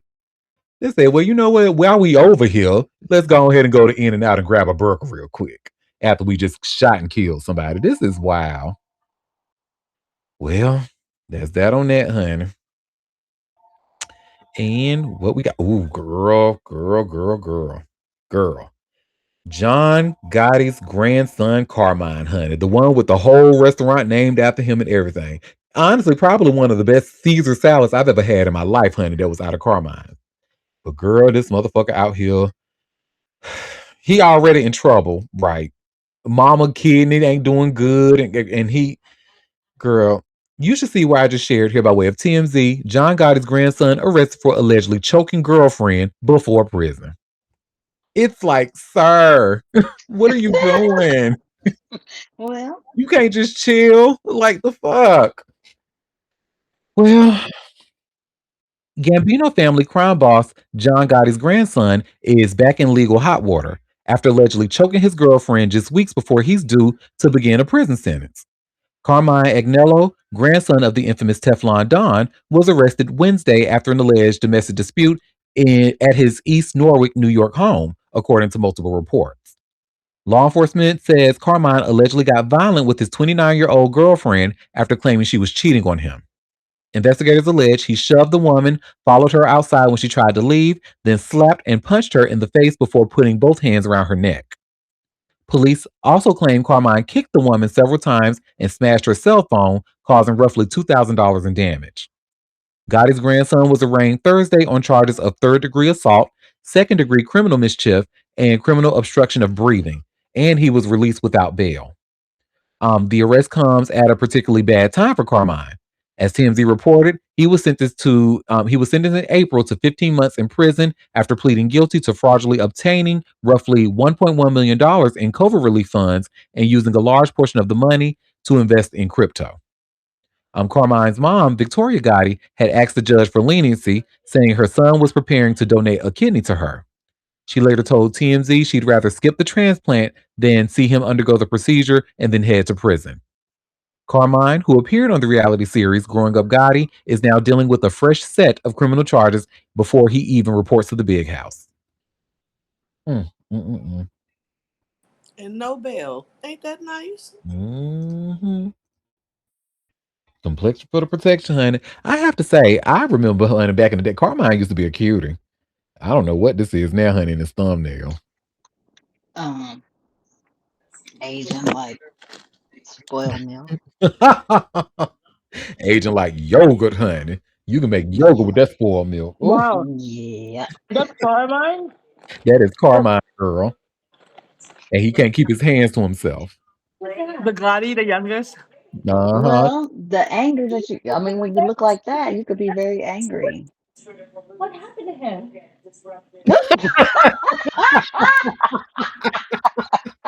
That came through so loud and clear.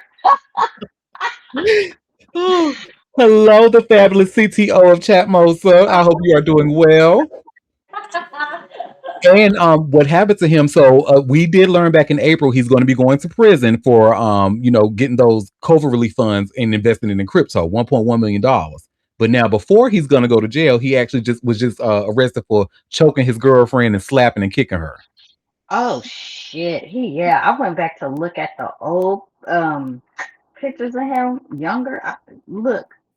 He looked like he aged horribly. Horribly. You see what I mean? He used to be cute. Like Carmine was fine, honey, especially on that He show. was. And he had those arched eyebrows. Ooh. I guess I could see the appeal because he was definitely a Jersey boy. Oh my God.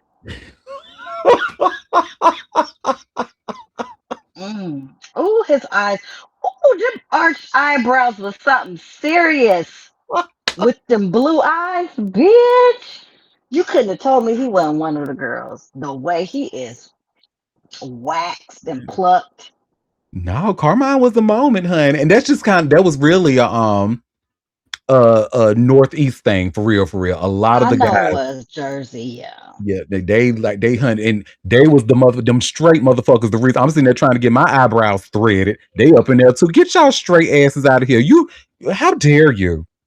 But Oh, he looks horrible. Oh, horrible, child. Life been hold on to his ass and egg turned him loose. Mm, oh my Oh, god. them tans, honey. Them tans. They be so Oh, mm. orange. Ugh. well, we have a comment saying he needs alpaca, how you say that? Alpaca hairstyle to look younger. Mm, mm, mm, mm, mm, mm. And he just unfortunately That he's little almost, hair receding. Mm. it's almost like, to me, he reminds me of like Michael Imperioli.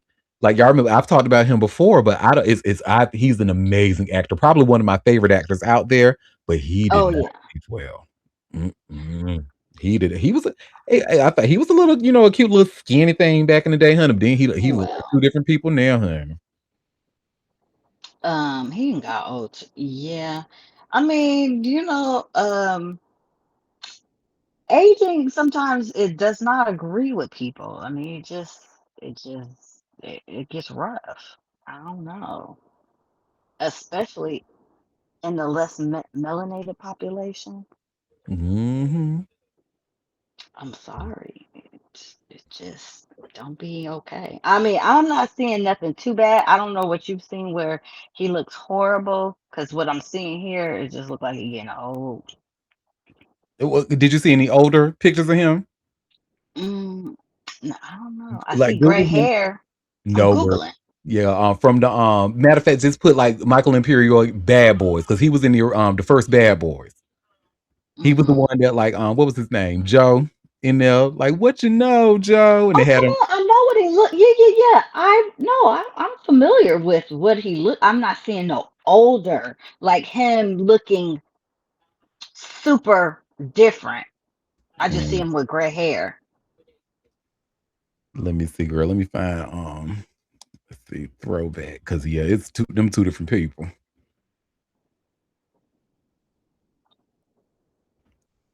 Oh, did he scrub his old pictures off the internet? 'Cause I feel like he might have. he probably heard a bitch talking, hun, and running that mouth. Oh well, here's one. Let me share my screen. Let's see, cause I just see him with gray hair. So And I'm this is like, like him from yeah, I The know. Yeah, Sopranos. yeah. So this, like that, and then where's another one? Maybe this one. Damn, that's the same guy. Mm-hmm. What? I feel like that. Yes, it's just him with gray hair and saggier skin. Like No, what? I don't know. these are like two people. Like he was somebody totally. Where's that picture of him up top? I'm Let me go not back. getting that. I'm not getting that. Let's see. And not Like, like this damn Carmine. Now that was fucking tragedy. And he ain't even that fucking old. So that is even worse. At least Michael is 60. Shit, yeah, he's yeah, supposed to look 60. true. Yep, that is true. Michael looked. I guess you could say for a man in his 60s, Italian man in his. You know who still look good, honey. I love it because they still be doing those. What's the guy from A Bronx Tale? The one who was in The Bronx Tale. Oh, oh, I don't remember his name, but I know what Hold you're on, let talking me about. see. Bronx. Carmine is only 40, bitch. Please Mhm. be fucking for real. He looks 60. Here you go. Yeah, he got a bald head now. He lost all his hair. Yeah, but he looks good. Yeah, I mean, Mm. even Robert don't I mean, put he man his old. He age. fucking Yeah, 80. You know what I'm yeah, saying? he looks okay for a white man his age. But where's he at? Oh, not Francis Capra, honey. Ain't he in jail? I need to look that up. Honey. Here he go. Yeah, he I looks good. mean, uh, 'Cause, I'm not. I hate the that he's bald because that's not a. That wasn't. He need his hair, but go ahead. Mhm. I mean, it's face wise, yes, it's still pretty tight. Good for him. you Now, hilarious. this John Gotti's grand. Whew, now that is who you What you talking about Michael? That's him. He don't even look like the same person. Yeah. Okay, so I just did a quick Google search. It says Francis Capra is not in jail. Okay, so that's good to know. Okay. Y'all know, you know, I love. He was that was the one from Kazam. Y'all remember that movie with Is that Shaq the when he same played a one that genie? says? Oh, I was gonna say, is that the it was Shaq being a G? I was the one that say Sinbad is a G, but it was Shaq. Maybe stress Oh, did this to him. let's look here. Yeah, maybe. He's And it only would have been stressed 40. if you would have actually used those COVID relief funds for what they were supposed to have been used for, sir. He wouldn't. His This granddaddy picture look right here, better he's now. 40. Mm-hmm. Yes. Oh Lord. And that's his granddaddy before he did. Like his granddaddy held up and looked better than he did. What the fuck? Right.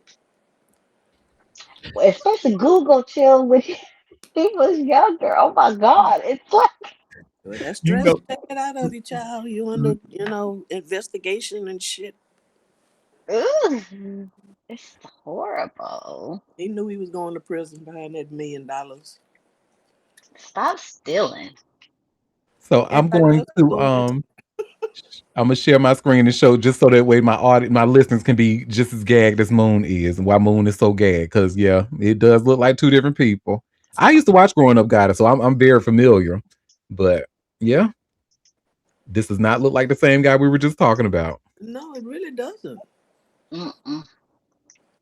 And I hate this, because people, I put on weight, but, but baby, Yeah, but you don't put on weight and look like a totally different person. You just look like yourself who put on a little weight. yeah, that is true. I mean, the hair, the eyebrow, the tan, Oh, they tans be so awful. I'm like, do these and then people not see that they orange? I mean, is it they me don't or care. they No, don't they don't see care. it? They think they Or, look good, child. orange is not a tan. Mm-mm. And then he became a butterball, like with a receding hairline. Oh my God, it's just horrible. He just let himself go. Mm. And out here choking and strangling folks and going on. 20 girl, what was you doing over there anyway? I need girls to stop being birds. Girl, what was you doing over there with his Oh, well, ugly I ain't ass? gonna blame her because a 29-year-old, this man, this older guy, 40-year-old guy who has restaurants named after him, is interested in me. I don't know. I might have been over there too, girl. I ain't gonna tell you no lie. Well, you know what? You are a bird, so let me Well, not. yes, yes. What? Hold up. Do I still got that bird sound? Where is it? Caw, caw. Oh no, that's not it. I forgot what was the bird sound. There we go. There you go, caw. Yeah. Mm-hmm. Yes, bitch. Call your people. Yes, honey. Well, this next Chili actually brought this next story to my attention, honey. So the actor James Handy, girl, this shit was crazy. Done got killed by his stepson. Oh yeah, I did see that. That's that old poor old man. Oh. And you all should see where it says here by way of TMZ, Top Gun Maverick actor James Handy stabbed to death and girlfriend's son was arrested. So a longtime Hollywood character actor is dead after a shocking stabbing, and cops say the man accused of killing him is his girlfriend's son. According to LAPD, 81-year-old James Handy, whose credits include Top Gun Maverick, Jumanji, and Arachnophobia, was found Wednesday morning in front of a Tarzana home with a stab wound to the chest. He was rushed to the hospital where he was pronounced dead. Police say the suspect, 44-year-old Michael Gledhill, made a bizarre 911 call before officers arrived, allegedly telling dispatchers, "I am the son of man. I just killed the man of sin." When police arrived at the scene, officers say Gledhill flagged them down and admitted he was the person they were looking for. Authorities say he lived at the home with his mother, who was Handy's girlfriend. Gledhill was arrested and booked for murder with his bail set at $2 million. Investigators have not publicly discussed a possible motive. Handy was a familiar face to generations of moviegoers and TV fans, racking up more than 100 acting credits over a career spanning 5 decades, making the circumstances surrounding his death all the more tragic. And may he rest in peace. Sad. Really, really sad. Well, and mental health issues is really bad out Crazy. here. Just crazy. It's mental health and sound like a little bit of religious psychosis up in there too. Yeah, well, that come with it. Especially, it sounds like you might be I mean, comes with a little schizophrenia. Yeah. And to be stabbed to death, that is just, whew. Very up close and personal. Yeah. At freaking 81 years old, like, ugh. Why? Like that's how you live. You live this long, and that's how you. That shit is fucked up. Some little That's how I felt about the Reiners. Like, oh my god, you live all this life, do all this stuff, and then the child that you brought into the motherfucking world. My god. Mm, mm, mm, mm. Well, child, speaking of bringing a child into the world, honey, so there were some influencers. So I guess I don't know who these people are, but they actually discovered that before the baby was born, during the wife's girlfriend, wife, or whatever she is, because I don't know these people, but before she had given birth, they discovered that the baby would have had Down syndrome. So they made a decision to terminate, have an abortion because they didn't want to, I guess, put the child through that. Girl, how about they done got death threats because of that? And you all should see where it says here by way of TMZ, influencer couple gets death threats over abortion over Down syndrome diagnosis. So let's get into it. Influencer couple Jesse and Ashley Ridgway say their inbox is being flooded with death threats, and it all started after they revealed they terminated their pregnancy after learning their unborn child had Down syndrome. Jesse says he and Ashley are getting a bunch of hate and vitriol for their impossible decision, with folks calling them all sorts of nasty things, including murderous pieces of shit and comparing them to Hitler. What's more, Jesse says critics are using his 6-year-old dog with stage 4 kidney disease as a weapon against them. Jesse called out those using God and Jesus as justification for their hate, telling them they're hypocrites. He didn't mince words, describing those hurling insults at him and Ashley as trashy ass people. As TMZ reported, the New Jersey based influencers announced Wednesday they made the difficult decision to end their pregnancy after doctors diagnosed their unborn child with Down syndrome. In their announcement, they noted it was a decision they thought very carefully about and described the experience as extremely traumatic. They acknowledged some people would not agree with their decision, but clearly did not expect the onslaught of hate. Abortion is legal at any point in a pregnancy in the state of New Jersey, and Jesse and Ashley said they terminated their pregnancy earlier this week. So, mm, mm, mm, mm. Sad. People worried about other people's shit is weird. I cannot. Mm-hmm. Listen, that's what happens, honey. And I'm gonna always bring it back to Christofascism. Christofascism tells a man that I am able to do what even a total stranger, I can tell you what you can and can't do with your body. So, go ahead, Libra Queen. Okay, so I have some things because I saw that shit too, and yeah. Well, number one, I understand that they are influencer couple, but there's some things that you should just leave off the fucking internet, and that being one of them, Agreed. especially in the climate that we are in. So you asked for that, you knew what was coming. I don't care if they say they don't. The fact that other people have put stuff out there, and that has been the nature of what happens is these people get extreme and do the threats and this and that and the third. That particular thing that they made a personal decision should have stayed a personal motherfucking decision, especially the reason why. Right? You could have said, "Hey, something happened. We the pregnancy was ended. Whatever. If people were following your journey and knew that you were pregnant and then all of a sudden you weren't, you could explain what happened in that regard. But to say, "Oh, we did this because the baby had Down syndrome," is kind of fucking crazy, and makes me think that you did this shit for clicks and motherfucking views. You're not slick. Also, too, also, too, knowing also that this is the climate that we are in, where people don't mind their motherfucking business, right? You put yourself out there, So sorry, not sorry. But also too, the people who are in their business talking about, oh, well, you should have did this.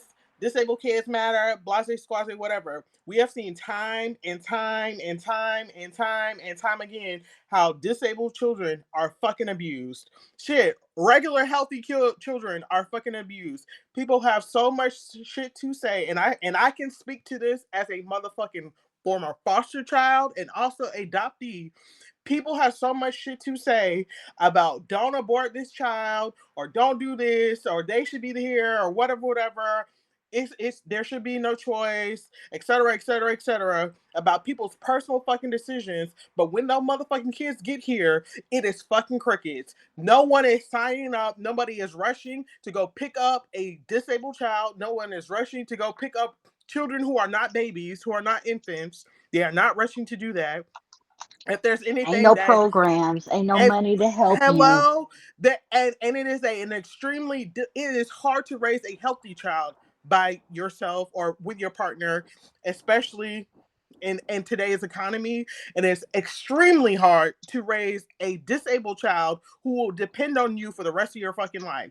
So for the people who are out here making these death threats and saying, hey, you shouldn't do this, you Fucking shouldn't do mess. that, if they made the personal decision to realize themselves as human beings that they are not, they do not have the caliber of character and the capability within their human capacity at this time to raise a disabled child, that's none of your motherfucking business. Because you're not gonna pony up the dollars to make sure that child is taken care of. You're not gonna pony up the dollars to make sure that they have daycare and they have adult care when they become an adult, And the and then they're fed services. and services and benefits and doing all the things and making sure that they get medical care and everything else, that the gamut of other things, and making sure they have special education and all the other things that are associated with caring for a child who is disabled.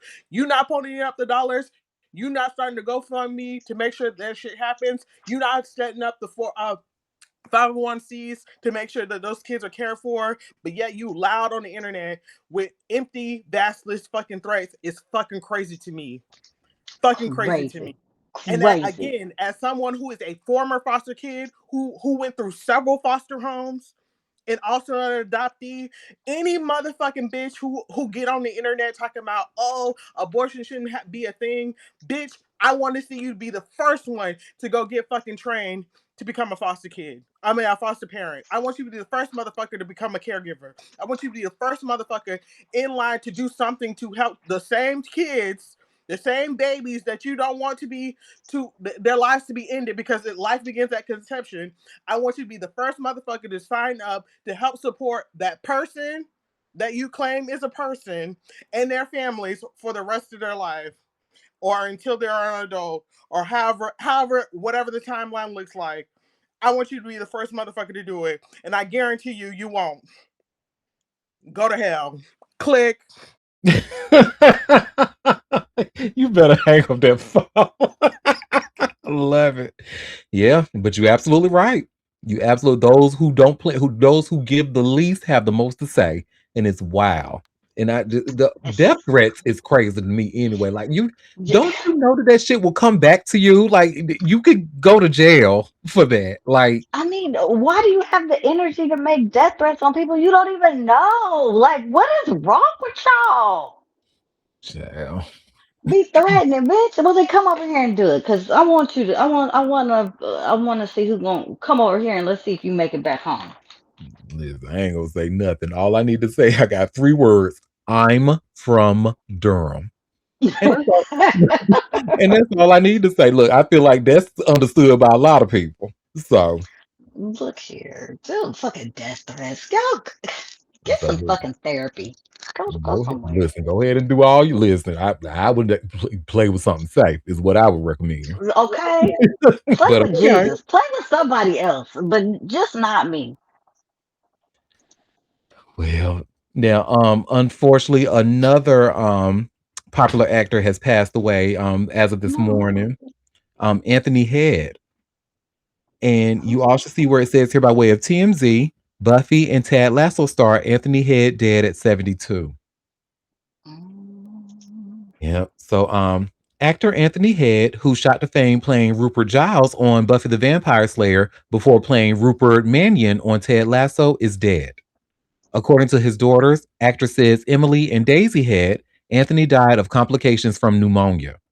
They say he went peacefully, surrounded by family.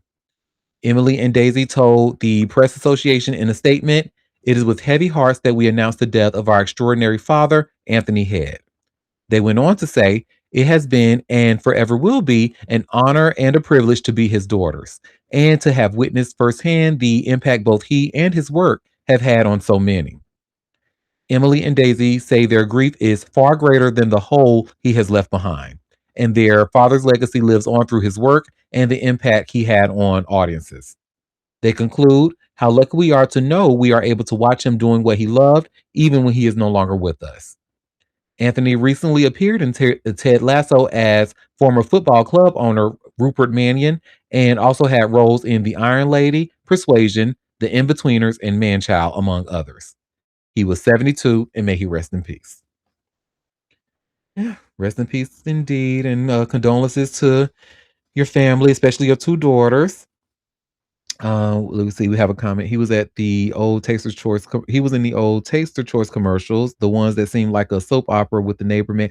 Oh, that was him. Okay, they get together and he did that. Okay, ow, I remember those commercials.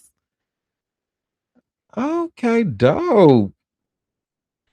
Well, again, rest in peace and condolences to his family, friends, and fans. And I got 3 more stories left on my notepad. This next story is thanks to Beezus, honey.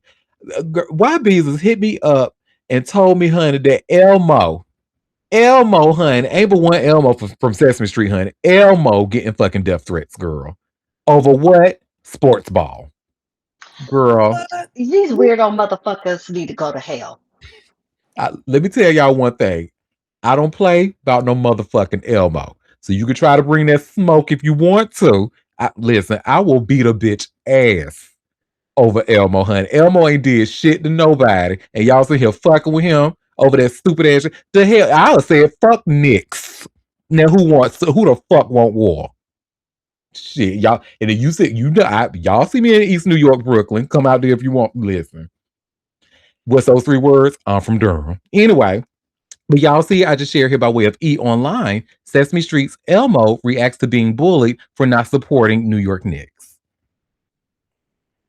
And this starts, Elmo wasn't ready for the rebound on his latest tweet. The Sesame Street star walked back on his Twitter post declaring that he hopes both teams have fun in the NBA Finals as the New York Knicks took on the San Antonio Spurs June 3rd. His latest comment came after receiving blowback by Knicks fans who pointed out that his show takes place in a fictional New York neighborhood. Nix that last message Elmo's social media accounts posted on June 4th. Elmo didn't mean to spur on you. Needless to say, the children's character clarifying statement was more well received by his fans than the previous one was. Thanks for clarifying, Elmo, one person commented. Gotta stay loyal to the streets that raised you. Elmo's a New Yorker, another person wrote. We all know whose team he's on. Other fans defended the perpetual 3.5-year-old, with one person saying Elmo, with decades of kindness work experience, only to get bullied by the kids he raised. While someone else pointed out the fact that Knicks fans attack Elmo for saying both teams. Elmo's initial post garnered an intense reaction, with many New Yorkers urging him not to forget where he came from, with some even using his past quotes against him. Sure, Elmo, one person posted to Twitter, along with screenshots of a famous quote from Desmond Tutu that read, if you are neutral in situations of injustice, you have chosen the side of the oppressor. Wow.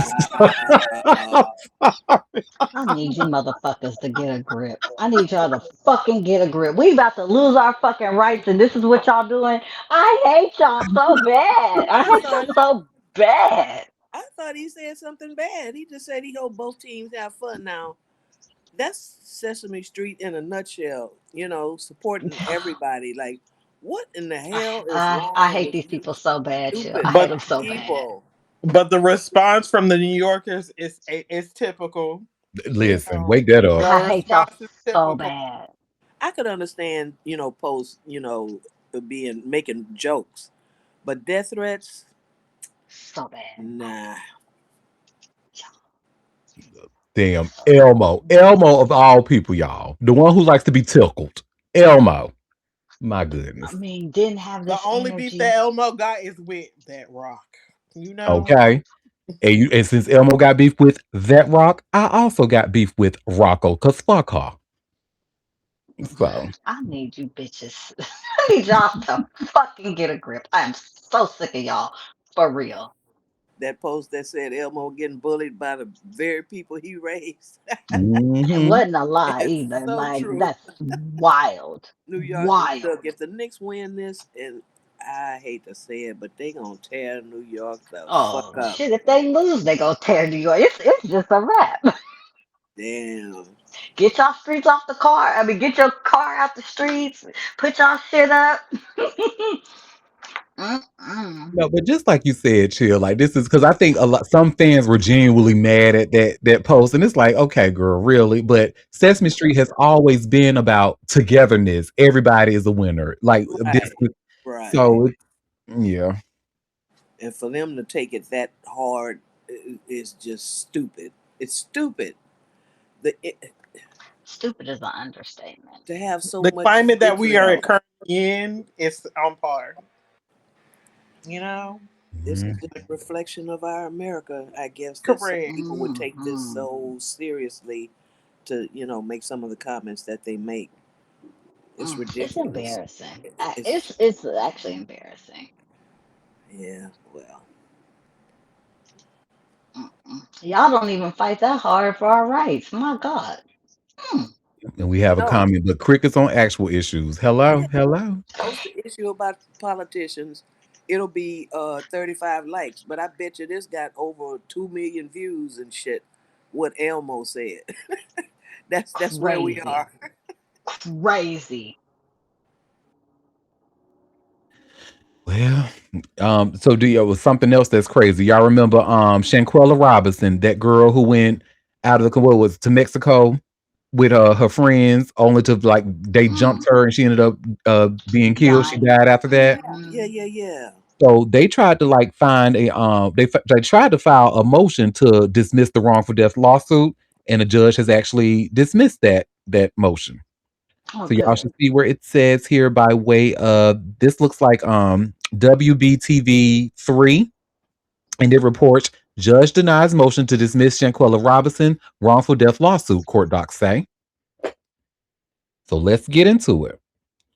A motion to dismiss a wrongful death lawsuit in connection with the death of Shanquella Robinson in October 2022 was dismissed this week by a Mecklenburg County judge, according to court documents.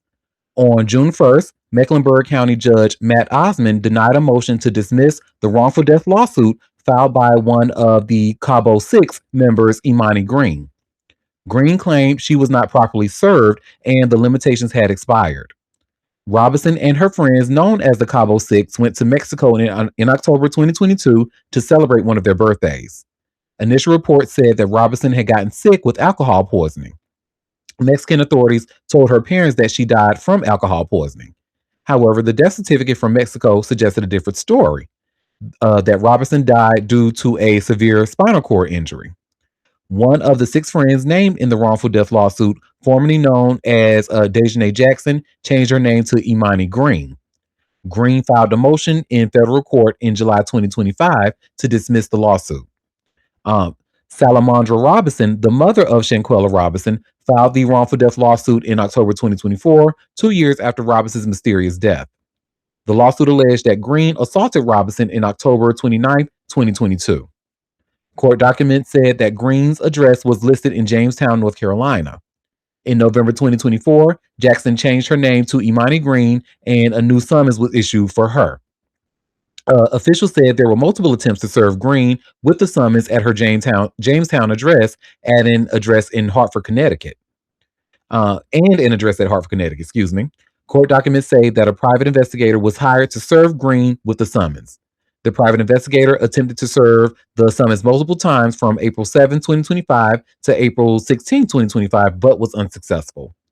The private investigator said that Green was traveling between both locations in Connecticut and North Carolina. Court documents said that on May 7, 2025, Green was properly served the summons at her Jamestown address. Green later filed documents in federal court acknowledging she received the summons. Judge Osmond said that Salamandra Robinson made good faith efforts to serve Green before May 7, 2025. The latest ruling does not address the underlying allegations in the lawsuit or determine liability. Instead, it clears a hurdle, allowing the case to proceed, which could include additional motions, discovery, or a potential trial. In February, in February, the claims against the FBI and the U.S. State Department were dismissed. And this goes on.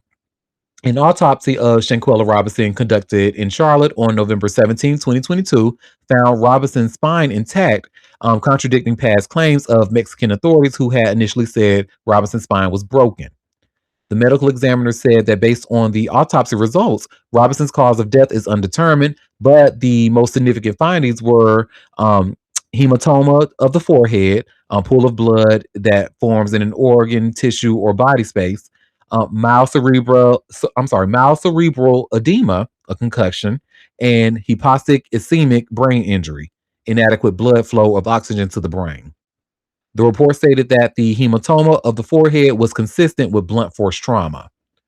Soon after Shanquella's death, a video surfaced online showing what is to believe to be Shanquella and one of her friends fighting inside the hotel room.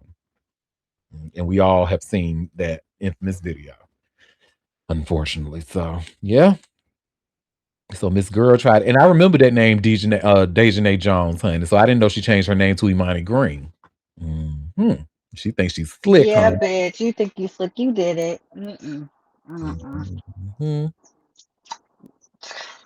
Well, that's that on that. Thank God I just never had fucking fake ass fucking friends like that. Thank God. Ugh, cause you bitches are the worst. Baby, I certainly have, honey. Like I've seen a couple of like close friends of mine. I've seen red flags, and I was like, "Oh no," because that has the potential to turn into something like that. And Yeah, you if they don't have mean you no good, you go somewhere and they be trying to set you up. These bitches. baby, I clocked that shit quick and shut it down, honey. So that is that on that. Well, the last story that I have for us today is we're gonna end on a good one. I'm gonna actually be nice about these next two people I'm gonna talk about. It's because one of them I tend to shade very often. But What? Beyonce and Rihanna. So they have actually they've actually tied on the Forbes Richest Women's list. And you should see where it says here by way of hot new hip hop, Beyonce and Rihanna tied on Forbes list of richest self-made woman lists. Richest self-made women list, excuse me. Well, Kim Kardashian and Taylor Swift also made the list, y'all. But you could have left that off. We don't care. Well, the Forbes list is an ultimate metric of who got it and who doesn't. Of course, that only matters if you're pocket watching celebrities, which has turned into a hobby for some internet sleuths. Naturally, the release of any Forbes ranking becomes an exciting occasion, and today is no different. Forbes unveiled the list of richest self-made women of 2026 with stars like Rihanna and Beyonce claiming spots on the list. The two artists are actually tied at number 39 with $1 billion each. However, their claims to that wealth are listed differently. For Beyonce, her wealth largely derives from media and entertainment, while Rihanna's derived from her stake in fashion and retail industry through Fenty. Forbes describes a large part of Beyonce's wealth coming from her 3 decades in the music industry, first as a member of Destiny's Child, then her impressive run as a soloist. She ascended into billionaire status in 2025. The Cowboy Carter tour last year ranked in some serious dough that helped cement her place on the list. I think we talked about a show. How didn't we say that broke some record of that being the most? It made the most money from a tour or something like that. I forget the exact, but we talked about it anyway. Yeah. Well, Rihanna, on the other hand, has made her coins off music too, but also because of her stake in Fenty Beauty. The cosmetic brand, which is co-owned by LVMH, has been a massive success in the beauty industry. So outside of Beyonce and Rihanna, the list also includes Kim Kardashian at number 25, with a net worth of $1.9 billion, and Taylor Swift at number 23 with $2 billion. Oprah currently sits at number 15 with $3.4 billion. At the top of the list is Diane Hendricks, the co-founder of ABC Supply, with a network of $21.7 billion. So they asked 21. Did you say 21? 21 girls to 1.7 You have billion. 21 billion, 21 separate billions, bitch. And ABC Supply, is that the hair supply? ABC Supply, no liquor. Oh, that's the liquor store. You know, I haven't seen it. I know they were down south. ABC Liquor? No. So I just Google ABC Supply. That looks like a type of roofing. She made 21 billion off of roofing? Hell yeah, honey. You know Well, them. roofs. Look, I already know. I had a house. I know You shit. know. The way them fucking roofs went up after the pandemic, double. Fuck that shit. So, and I'm just looking on the So it must be a contractor or something, maybe. I think so. Yep. So Diane Hendricks, this is her. So Diane Hendricks, the founder of building products distributor ABC Supply Company Inc. with her late husband Kenneth Hendricks in 1982. Diana Ken founded Hendricks Holding, excuse me, Company Inc. with which presides over a diverse portfolio of businesses including manufacturing, distributing, real estate development, construction and recycling, and life sciences. I know one thing y'all can do though. Y'all can invest some of them billions, honey, in this website. This website look all anyway. I'm just saying that. Oh, honey, it's what year is this? Is it 2001? Is it 1999? Why does website look like this? But anyway, I guess it don't matter because she keeping all that website money. That's why she's number one on that Forbes list with 21 billion Separate billions. American dollars, honey. That's not for real money. Like, how did we get here? Never mind. You know what? I digress. But congratulations to Rihanna and Beyonce, honey. Both tied at number 39, both with $1 billion each. So I'm gonna go ahead and say it, honey. Taylor Swift, good for her. I don't give a damn what nobody say. Now that girl, she might be like the epitome of white privilege, but that girl can write a motherfucking song, honey. Like, but she can write a hells yes, especially the that song, "The Fate of Ophelia." This bitch put Shakespearean references in a song, honey. Are you Shakespeare Moon? She said it's the same song each time. But I'm not impressed. It's okay. I don't know, girl. I feel like it was a reason she made that song, that best songwriting list. She be. You remember I told you about how I felt about that Red album? She made it do it. She put that little white puss in red, honey. Okay. You got a lot of dip on your chip. I need you to just carry on. Keep going. Oh, we have a comment saying you watch Tubi. Next story. Well, you know what? If she's smart, she better get her a little prenup before she marry that brokey. Yeah. There are reports saying that she's for those who don't know, she's allegedly getting married in the middle of Manhattan. So okay. She thinks she Sarah Jessica Parker. Okay. She thinks she Carrie. Where is Will? Will, we need to have a discussion, but she thinks she Carrie. Get the fuck out of here. well, y'all, that was all the tea that I had for us today. So before we head out, I like to ask my people, do they have any tea that they want to share or any tea that I might have missed? It looks like we have one in the chat, some recent news. Now it is behind the New York Times, so I just clicked it and it's like one of those. Oh no, it's just saying I have to let me see. Can I skip this part? Said something about Spencer Pratt not doing too well in that mayoral election over there. I guess that's good to hear. No, this New York Times is not even giving us a thumbnail, but it just says ramen gains on Pratt in LA mayor race, but many ballots remain, and I can't even see what it says after that. But it just looks like he's not doing too well in that mayoral race, so that's good to know. But did anybody else have any tea that they wanted to share before we headed out?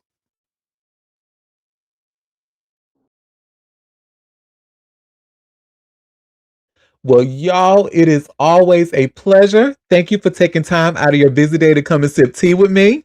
We will be back on Monday for another live show at 12:30 p.m. Eastern Standard Time if you can make it. Don't forget to subscribe to a bitch. Head over to auntiederek.com and hit that big green subscribe button at the top left and join my free mailing list. Y'all help me out. What the hell? I sent something about today.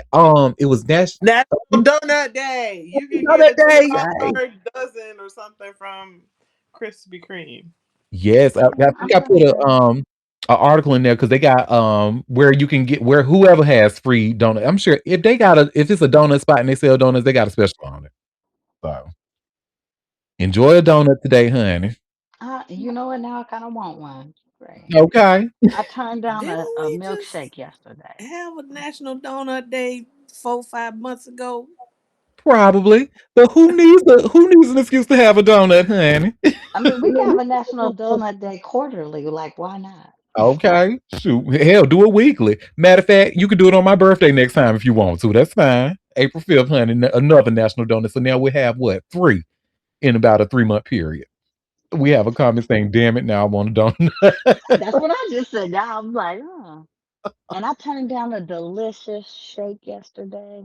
I said, no, I'm not going to do it to myself. Well, you know what? Good job. So since you turned down that shake, I think you can make it up with the donut. I think so too. But again, y'all, always a pleasure. And I want to wish you all a fabulous weekend. Bye, everybody. Bye. Oh, here,